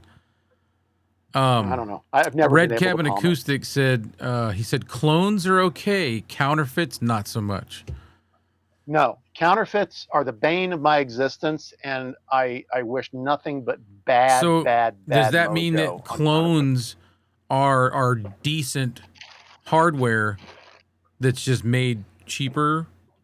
Because I've seen some clones of SM7Bs. I've seen some clones of like the RE20 that not that I've gotten a hold of. Christopher Cult, he's done a couple, and they sounded pretty good. Some of them, but they were clones. Oh, don't get me wrong. I've got. Okay, again, you can see my legs. Sorry.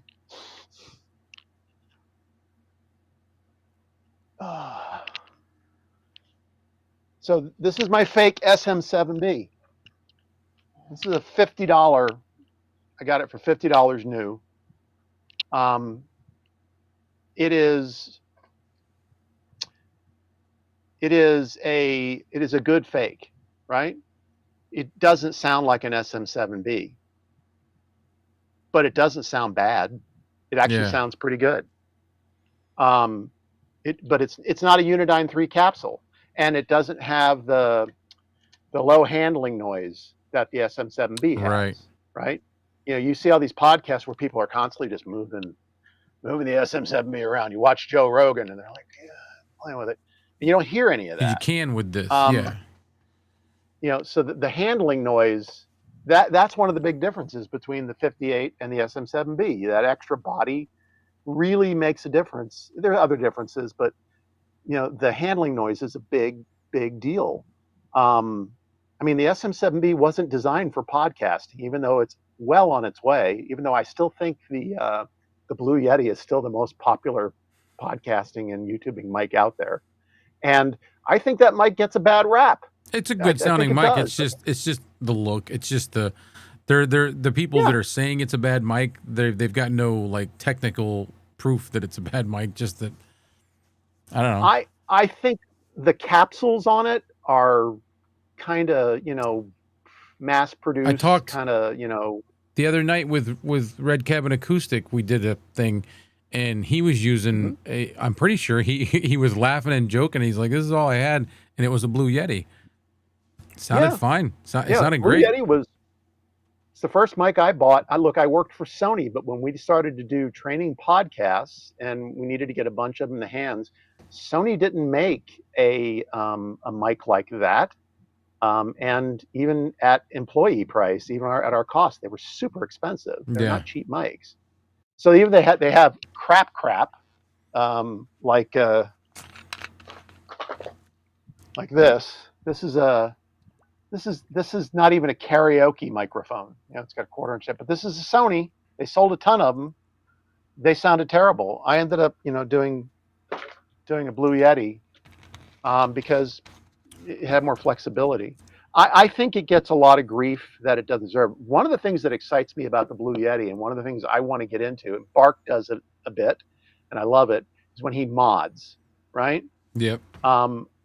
I want to crack open the Blue Yeti, and I want to put some different capsules in there, and you know, and play around with it. I did a mod of make it an end address. AKG. Oh yeah, no, I'm going to do that. I'm going to put a dynamic. I have it. It's in a box over here. Yeah. I bought a little tiny dynamic capsule. Make the Yeti an end address. It drives me nuts. Yeah. Yeah. The other thing I want to do, I haven't been able to find it. I'm going to take, well, I have 5 of them up here. And the reason I have 5 of them is I bought them in a box because I knew I was going to be modding. But I want to take the head basket and I want to flatten out the top of it, put it on a big dowel or a pipe or something, and change the shape. Make it look like the head basket you see on like an MXL 990 or a 770. Like a big, it would be huge. Well, I mean, it's actually going to shorten it down a little bit, but you know, the shape of the head basket, that's another one of those tuning things. It's not everything, but it does make a difference. It'll change how Mark plosive for sure. Talks about it. Yeah. You know, and he's right. The head basket really can make a big difference. Oh, you want to turn this in? Watch this. You want an ENG version of this mic? There you go. You got an ENG version of the mic. What? What do you think? What?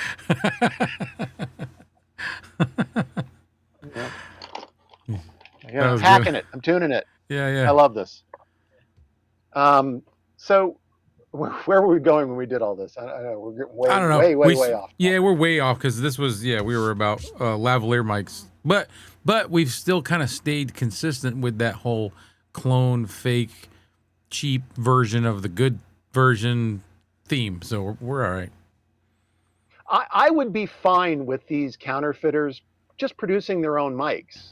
You know, just I'm make sure your own. I'm not going to name any companies. There are plenty of Chinese manufacturers who started out just making counterfeits, and they've branched into making their own brand as they grew. I'm sure that's happened, but I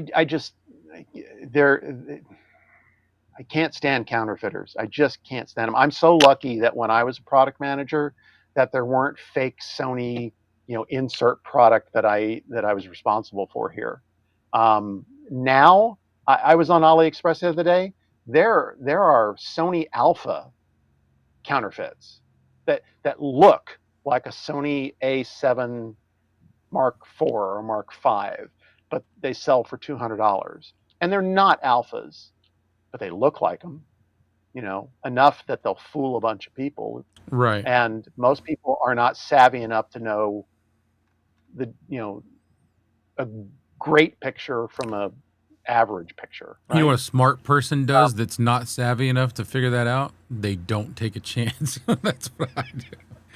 If I want something good, I just get the good thing. Yeah. Or I still get calls to this day, and I've been gone from Sony for over a decade now, but I still have people call me and go, "Hey, I want to get a new TV," and televisions have they've just become,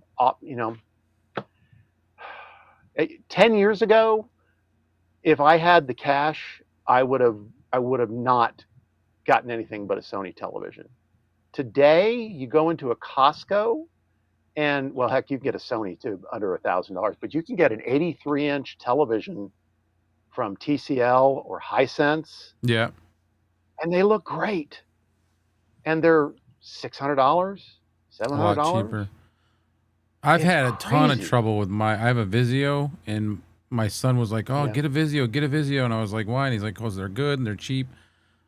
This one's been the worst TV I've ever had. That's a company, a lot of my former colleagues went to work there. And that is literally an off-the-shelf company. I don't know if it's that way anymore, but before they got sold, the time before, their entire business model was just going, to China and Taiwan and saying, you start with, what do you want? I want a 65-inch television with this laundry list of features. What can you build it for? How much profit can I have? That's their entire model. Red Cabin said that he said it twice, but I'm just going to read the last one. He said the SM63 still available in long and short in silver and black. Oh, you can get the short. I apologize. I was incorrect. What the heck are they using the short SM63 for? Because is there an SM62? Yes. Because he said that too. Version. He said you can get the SM62 silver and black, long and short, still available. So. Okay. And then Know Your Joe said corrected. Yeah. Know Your Joe said almost all TVs look great now for cheap. So mine, the Vizio, it's a 65-inch. This has nothing to do with microphones, but it looks great. It's really like it like, what's the word? Lags a lot. Like you go to hit something and it just, and then sometimes it'll just freeze. And I've only had it for like, I don't know, a couple of years now, but like only a couple of years. Like it should last me longer than that. And we've been having trouble with it for about a year. That's a perfect example of a choice that they make, right? That gets the price of it down. That's why you can buy a television that has full Google TV built into it. But if you go buy the Sony or the Samsung high end with the Google TV, that Google TV runs better because it's got a faster processor, it's got more RAM, it's got the better chip in it. Yeah. It's not just about the features that it has, it's about how those features perform. And that's one of the ways they get the price of these things down so cheap. But personally, I don't understand why we're not back to where it was back in the old days when I was working in retail, when there was a company called Proton. All they made was monitors. It was literally a I think I've tube, heard of them. Yeah. CRT, Yeah. with inputs, external tuner. In this day and age, you just need a display. I know it's convenient. My gig, what I do, I write and do projector evaluations, reviews. You can see me over on the Projector Reviews channel. I do everything from entry level to high end consumer, and then professional. $30,000, $40,000, $50,000 pro projectors. Because I have a background in that too. But that's another example of you can buy a $500 projector that has 1,000 ANSI lumens of performance, and you can buy a $5,000 projector that has 700 ANSI lumens of performance. But that more expensive projector will look better because it's not just about the number, even if it's an accurate reporting of the number. It's about how you get to the picture that's on the screen. Anyway, I'm getting way off topic now, but that's one of the ways you get the televisions cheaper is you either use cheaper components. I have an Apple TV. That's my source. They're great devices. Now, is it an actual? Are you just talking about the little box, or is the TV an Apple box or an Apple TV? Okay, so just a little box. Yeah, okay. I love it. That's what I'm thinking of doing to fix my TV. Is just the one in our bedroom is it's an LG, but it's got the Fire Stick hooked up to it. And whenever I watch TV on that one with the Fire Stick, everything's perfect, smooth. When you click anything on the button on the remote, it does it right away. The TV downstairs is not. I'm not using that. It's a smart TV. And it's sometimes the remote, like say you're moving or scrolling through a menu, you do an action and it takes it a little bit and then it does the action and you're like, ugh. Right. So I'm thinking about just hooking up a Fire Stick to it and just using the Fire Stick. Yeah, just build the. I was a multi-generation Fire Stick user, and then I like a lot of things. We were having the conversation about PC, and I resisted ever having a Mac, and then I got a Mac 3 years ago, and the experience is just, where every minute of time is important to me. Yeah. Time is literally money, although you wouldn't know it from this podcast. You know what? We've got about 10, 11 more minutes, and we're gonna hit 2 hours, so we might as well push. Okay. To 2 hours. Okay. But so the first time that I hooked up an Apple TV to my television, yeah, I was hooked. I had a first generation, a second generation, a third generation. Then I waited, and then I got the first 4K. And the only thing I don't like about it is the touchpad. But I just grabbed my remote control from my first generation Apple TV, and it works. And it works. Yeah. It doesn't have all the features on the remote. It doesn't have a volume control on it, but it doesn't matter. It's on the device itself. I just like Apple's UI. It's not the most feature dense UI. No, but it works. Works. That's my issue. Is I'm not an Android hater. We were talking about this earlier. I love them.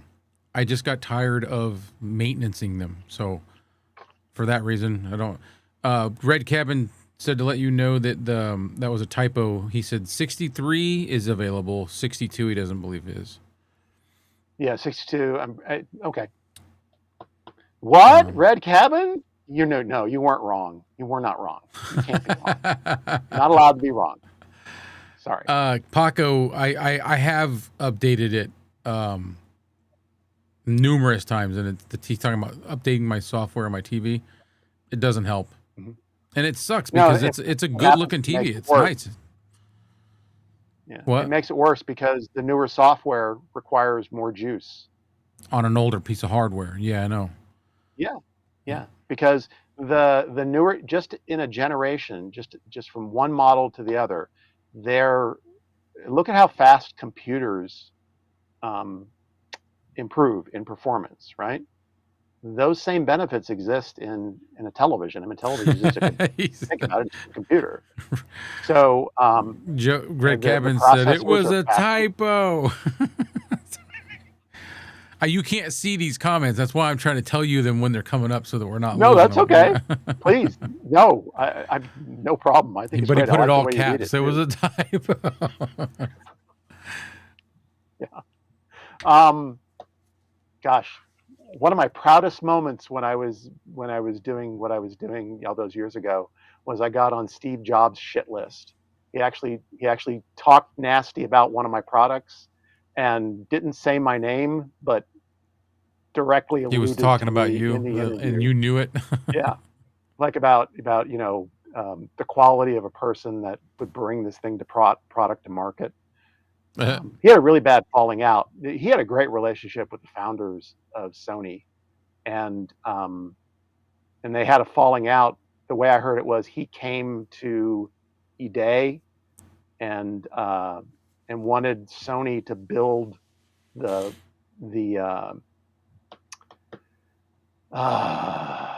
music player, first generation music player, and basically eDay unintentionally was dismissive. I think it was a language thing. It's not, you're talking about Japanese to English, and it came across as dismissive. Why would we do that? We have the Walkman, and at that point the Walkman was a dead brand anyway. And so the iPod. Yeah. And Sony could have been in on the ground floor because Sony OEM'd Apple computers at that time. Apple computers and components, a lot of them came out of Sony factories. Somebody was chiming in the iPod, yeah. Yeah.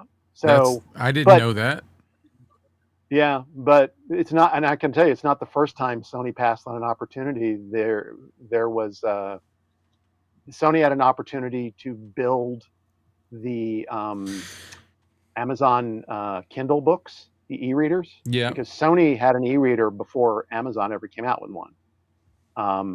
And they came to us and said, hey, we want you to OEM these for us. And from my perspective, the company, I wasn't in that group, but I worked next to them. They couldn't get out of the way of their own ego to look at the sheer numbers, right? And so instead, they basically slow died in the reader business while, Amazon is still killing it. And it's all about publishing. Anyway, inside stories. I'm going to tell some of those too. Yes. Save some. Oh, you know what, dude? I've got more stories than I can remember. That's good. That's good. And start talking about them. Whatever, text me, tell me. All right, hey, this is my next. We'll do this next, so I can plug it in. What was it? It wasn't eDay, but God, I'm sorry, my brain. I'm 60 and my brain's not working like it used to. But I remember being in a meeting in Tokyo, and one of the high ups came in, and we were launching this luxury brand here in the U.S. And he was just he walked in, sat down, and just started through a translator throwing out, you should do this, you should do that. Yeah. And one of the things he did, and I wrote it down in my book, was I'm going to put you in touch with Steve Jobs. You need to talk to him because you need to go to the Apple Developers Conference, and we're friends. He'll get you in. I remember writing that down, and I'm walking out of the meeting. I'm like, I'm so excited. I'm going to get off of Steve Jobs, crap list. and my boss turns to me and he goes, "We are never talking to Steve Jobs. His He's like, level and our level, it'll are never not the happen." same. Yeah. Yeah, they will never let us talk to them. But it um, was sure fun to hear him say that. yeah. So Red Cabin said, I have and use both Shure SM63s and EV635A mics and others. Speaking of marketing, interesting the similarity in model number. I'm curious. Maybe Red Cabin knows. I just where I haven't opened it up yet. But I was telling you last night that I got an Sennheiser MD46. Yeah. Um, I love that microphone so much so I had to own one, and so I have one now. This isn't it, but it looks like it. But I've often wondered, and I haven't been able to get an answer. What is the non-ENG version of the Sennheiser MD46? You Because hear that, Joe? they designed that for NBC Sports for the The, Olympics, but it's not like they built a new capsule, right? Or a new head basket, or they went and they did a Lego thing. We have this many parts, and okay, we can make something that meets your demands. But I've always wondered, what is the regular SM58 length size of the MD46? Because I love the way my voice sounds on an MD46. so What I let's don't see if love is is the that big long. giant Yeah. thing. It's like a sword. Yeah. A And javelin.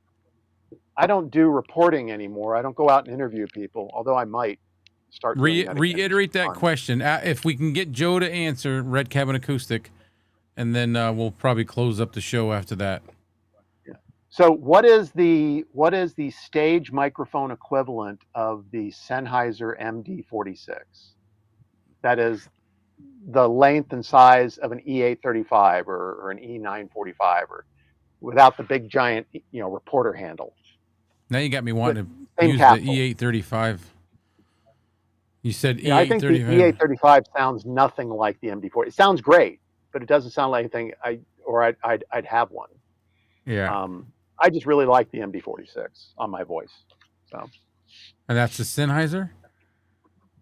Mm-hmm. Now I'm going to be looking for one of those.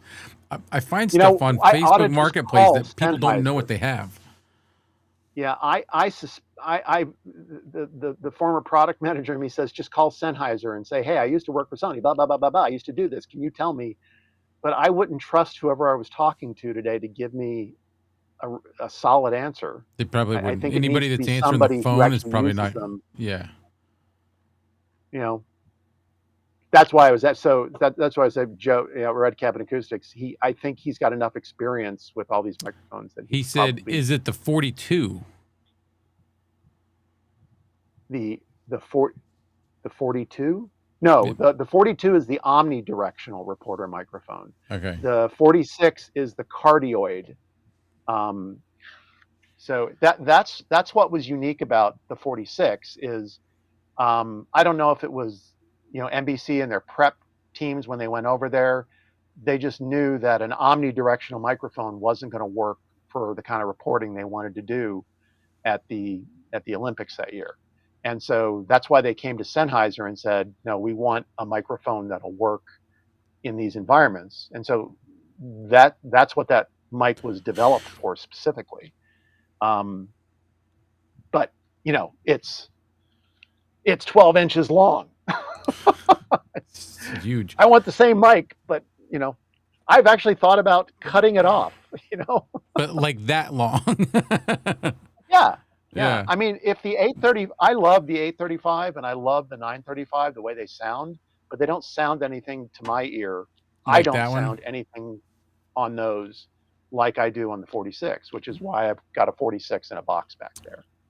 I got it at a price I just couldn't say no to. Red Cabin said he's checking his notes for you, and then we're gonna close this off because I want to save some of these stories, and I'm getting the munchies. I've been up here so long. I got to go to bed. Going to bed. See, I'm not even going to go to bed yet, and it's 11 for me. I'm going to go downstairs and watch TV, and I told you I had a procedure, and I'm Yeah, still yeah, yeah. still You feeling the still effects all of the propofol. dragging your feet. Yeah, Yeah. yeah. I didn't sleep well last night, so I'm. But if you said let's stay on another hour, Phil, I You'd would. probably do it. I know you I would. You'd like force I yourself like to. talking about this kind of stuff. Yeah. Yeah. I do. I'll tell you some qualia stories someday. You'll love those Somewhat. qualia stories. What's qualia? See, I'm not as educated It as was you. it was a sub brand that I was responsible for launching in North America for Sony. Yeah. Their luxury brand. Um, Basically electronics for stupidly rich people. That's basically what it was. Would they have like? Would they all kinds of Not a stuff? lot. No. Not a lot. They had a $30,000 projector. They had a $5,000 spy camera. They had these pretty amazing open back headphones. They had a gold, silver, platinum plated mini disc player. They had these really cool Q007 SACD players with digital amps built into them. Yep. I've got samples of all of because I was the product manager. When they shut down the division, anytime I worked for a division that shut down, which was often, Yeah. I like to say if they had a product that was difficult to sell, they came to me. That's my story in my head because I always had difficult products He that said. was hard to communicate the He benefits. said he doesn't think there is one. Just get a 42 and swap the capsules out. A 42 is an ENG mic, though. It's just as long. Oh. Basically, a 42 is an omnidirectional version of the 46. I don't know. Because like I said, I don't know as much as you guys. Disappointing me, Red Cabin Acoustics. Disappointing me. No. I just need to call somebody at Sennheiser and speak to somebody in service. Some guy who's getting ready to retire. Yeah. Who actually knows. Well, this because was cool, I'm afraid dude. if I talk to somebody in marketing, they'll just go, "Oh, get an E935." But that's not what you want to hear, right? No, I don't even want. I mean, I've already looked at the specs. I haven't found anything that. I mean, you can only trust the specs so far. Even on a quality mic like a Sennheiser, it's across the spectrum, and those little charts they throw in there are a snapshot of a certain area of the frequencies or certain areas. Yeah. Which is not representative of how your voice sounds in this kind of conversation. It's just a guide. I need somebody who actually has been. If you're a product manager for the MD46 and you want to answer my question, product manager to product manager, get in touch with Clay. I really want to know. And I want some good stories too, because for every story I've got, those folks at Sennheiser have to have some amazing tales. So anyway, we need to hear them. I digress. So you will, I promise. Yeah. Well, this was cool. Like I said, I wasn't trying to cut you off earlier. This was fun. No, this was good because this was my first one, and I think it went pretty well, all things considered. And it was like nonstop conversation. So. Oh, hey, and the button mic is still working. Yeah, it hasn't died yet. The 999 mic. So we're putting the battery life to the test. There we go. Live on air. Yeah. Maybe. I don't know. I don't like the sound. It sounds good, but compared to this, so maybe next time I'll hook up mine because I know mine's going to sound very similar to that. Yeah, it will. I mean, look, you're just dealing with the limitations of the microphone capsule. I mean, and they're just a little electric capsules, tiny, yeah. It is a testament to engineering. How amazing this is. Right? It's got to be the size of like a marker tip, like a felt marker, It shouldn't be able to sound this good. Right, but it does. It has no business sounding this good. No. And it's $10. Yeah. So I think So that's go it. get it. I think I'm good. Yeah, go Yep. get one for $10. Go get one. If you're questioning or wondering, definitely. His sounds great. When I said I didn't like the sound, I was just comparing it to stuff like this. Yeah. So, and I just meant I don't like hooking it up indoors. I use mine all the time when I'm doing like I don't know if you watched recently. I made a video about my lights that I've done. Oh, that was a great video. You said Home Depot though. I couldn't find No, that no, no. brand at Home Walmart. Depot. Walmart. Okay. It was Fayette. It's at Walmart, and you Yeah. can find them. You can find them on Amazon too. I did put some links, I think, for Amazon. But my point was when I was doing that video, when I showed when there was a part where you saw my studio, but you didn't see me sitting in it in the chair. I was using my Lark M2s on my phone, screen recording my phone, and then I put that on the video. Oh, you know what? I want to say one more thing, Clay. Go ahead. And I'm not the anybody who Nazi. tells you that you can make this or a Lark M2 or any button lapel mic sound like an SM7B, they're full of it. You can't. You can make them sound better, but you can't put what isn't there. Correct. Right? No, I know. If it's not capturing the full range of frequencies, you can boost the bottom end, but Yep. you're boosting a bunch of basically there's nothing there. I tried.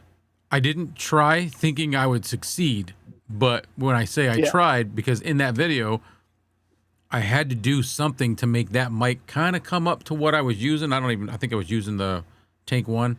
So I put some heavy EQing and processing on the lav mic in post just to get it to sound okay, you know, compared to these, but still useful products. I think I've made a decision. I've made an executive decision.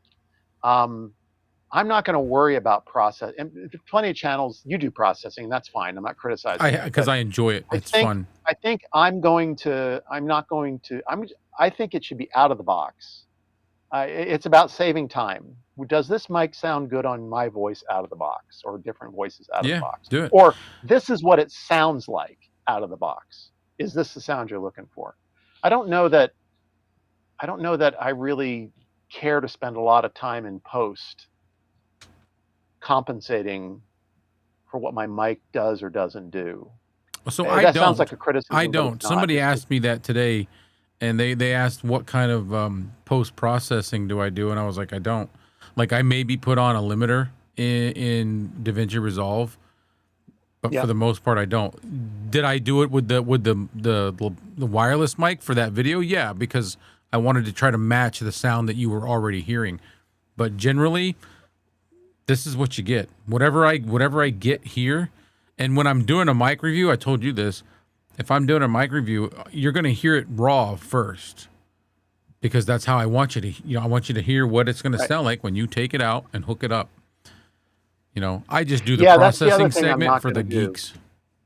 I'm not gonna, again, and no criticism of those folks that do it. Like Bandrew will always say, he matches in post the volume level and just to give a fair assessment of how the mic sounds, and I get that. But for me, I want to know how it exactly sounds out of the box, including gain. Is this a gain-hungry microphone? Is it going to be quiet? I want to know that. Yeah. I don't want to, because a lot of people, and again, it's everybody's looking for different things, but I don't think a lot of people can make the connection between in post saying I boosted this 6 dB and what that actually is doing, right? What the result is. Right.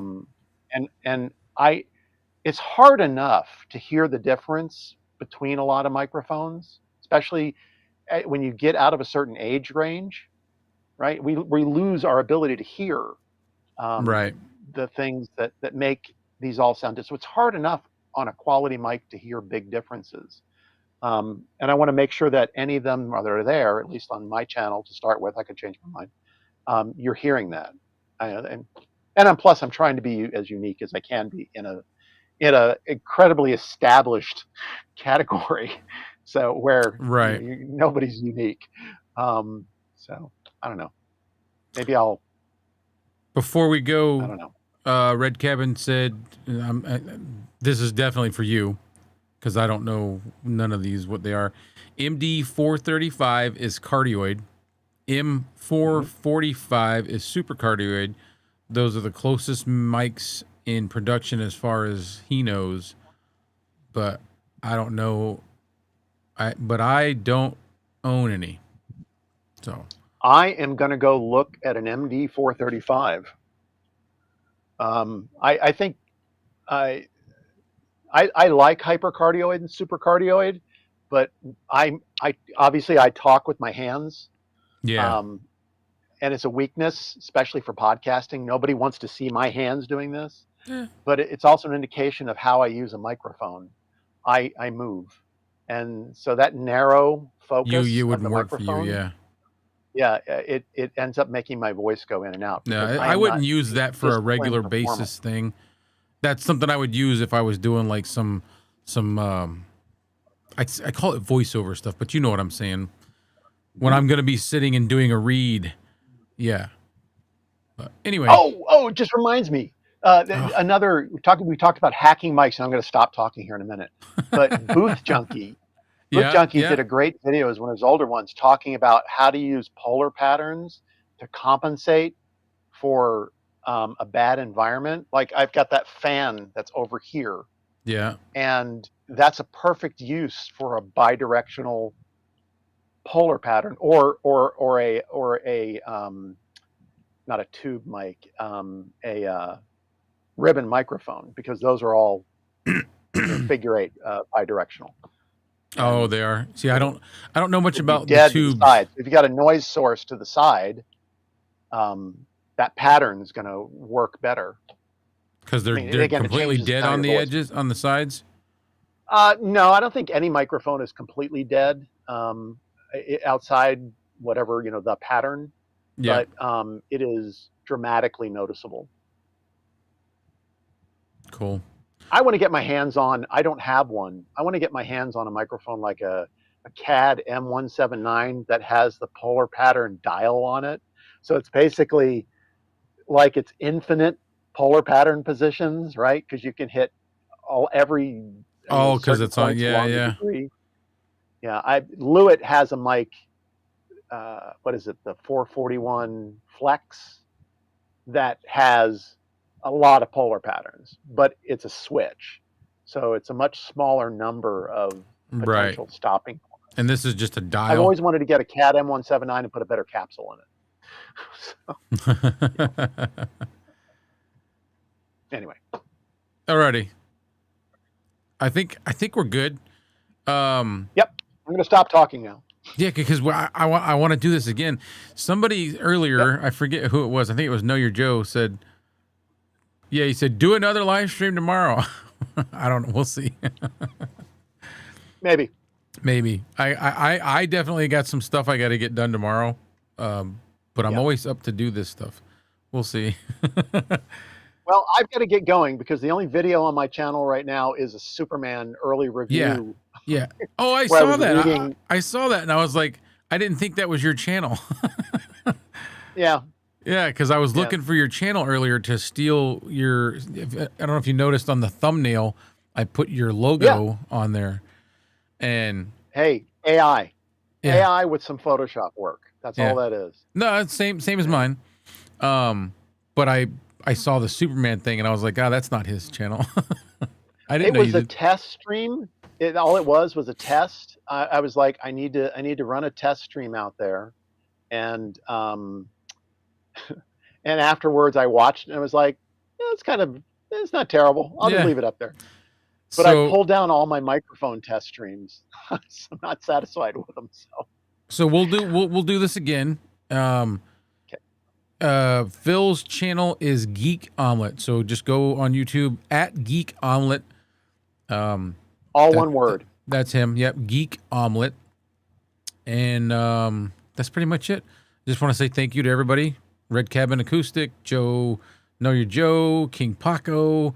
Early on in the chat, we had Pigtown Sports. Pigtown Sports is the guy who gave me and Kevin the idea of taking a raw audio sample, no processing, and putting it into ChatGPT to find out a good foundation to start with your advanced processing. So, Oh yeah, we need to have a conversation about that because I have concerns. okay, no, let's hear it. Yeah, so we'll do AI that. lies. We'll do AI that. lies. Yeah, yeah. Well, I mean, I'll tell you this. I've done it multiple times now. I've got so geeked out over it, and there's I know. been It's very sometimes cool. that came out good, and there was sometimes that it didn't, and I didn't like it, and I had to tweak it. So, but what I did like about it was that it barely did things. Did you know what I mean by that? It didn't over like so. The first thing that I had for my baseline wasn't over processed. It was barely Right. processed, and then I started No, bumping I'm going to things try. up. I am. It's very interesting. It's fun. It's not. It's I not. love It's not. video. It's not. It's not. It's hit or miss, and Yeah. the more you put into it, the better it can do. Like I've really fed my AI with all kinds of information about the roadcaster. So Talk about an industry that people are really upset that they've made it their career, software development, because AI is just it can write yeah. amazing little apps and programs and stuff like that. Yep. So anyway, this was fun. All right. Thank you, and we're gonna do it Well, again. We don't know when, but we will. thanks, So Clay. yeah, Thanks no, for thank hosting you. it. I appreciate it. Stick around, and then once this is all done, we'll close up and say goodnight or whatever. So thank you everyone for coming and watching. I didn't expect to see comments at all. There's 103. That's awesome, and I appreciate everybody. So till the next one, we'll see you guys.